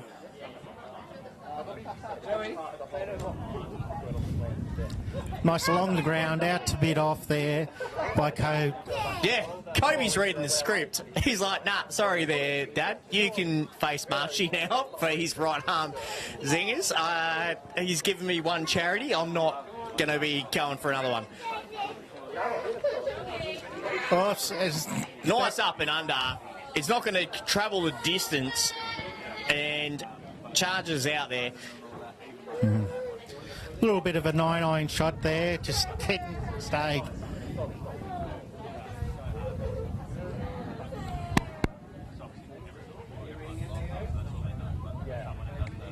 Marshy with another left armour, and it just goes to show that he's better at this sport than me in every aspect.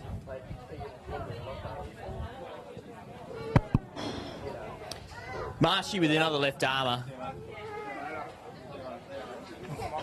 If he gets a wicket out of here, I'm going to be pissed because I can't get one with my right arm, to be honest. Just falling short there, down at the deep third man, and that's as Fernie turns around with the switch hip. That just fall, and it as it comes around. Kobe to face Marshy with left hand over the wicket here.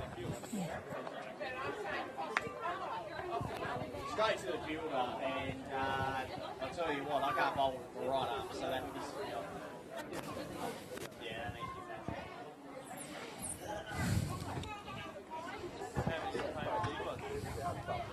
Now Marshy back over to Fernie. Oops, oh! Marshy with the quicker ball there. Almost catches Fernie, and that trying to snickle that one down to third man. Unfortunately, Fernie makes no contact, and that's the end of the over. Coles Crusade is still on 115, and that wall out in front. Yeah. Is that score accurate? Yep. So 115 to 45, they would need a lot of wide wickets to stay in this one.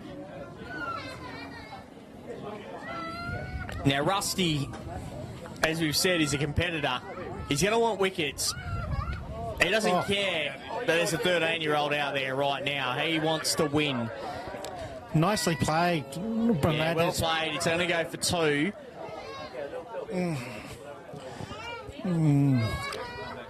Pushing it down to extra cover.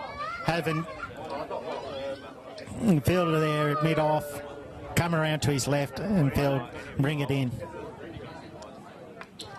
Oops.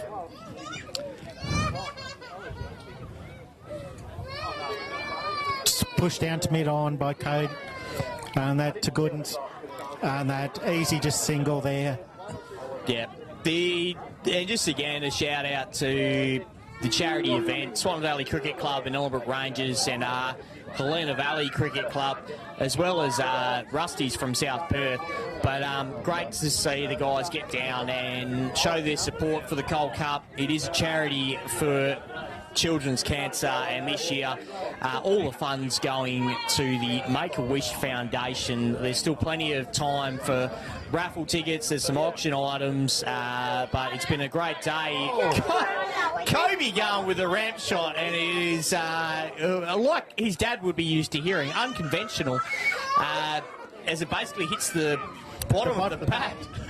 Unfortunately, just squared it off the middle of the bottom of the bat.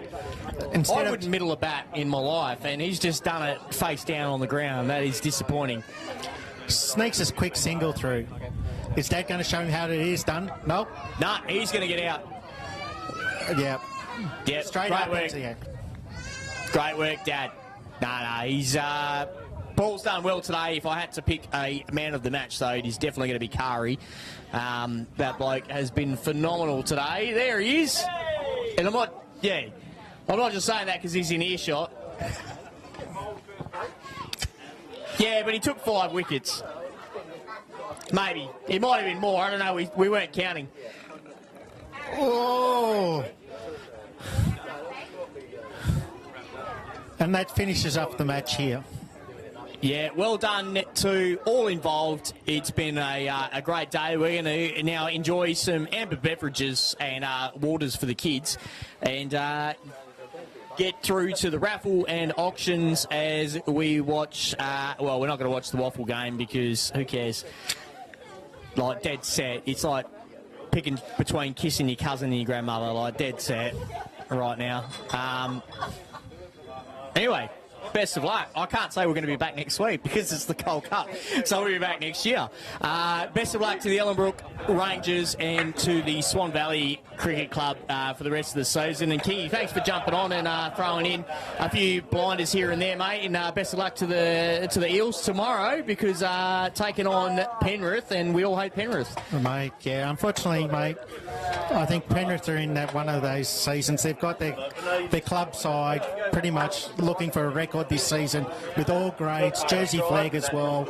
Mate, they are going in dead set favourites, and a few referee calls could help us get over the line. But, mate, honest to God, mate, Penrith, if they don't win by 30 points, mate, there is something wrong. Yeah, mate, to be honest, as a Cowboys fan, I didn't think you guys were going to beat us, so I am 100% on the Eels bandwagon going into tomorrow. So best of luck.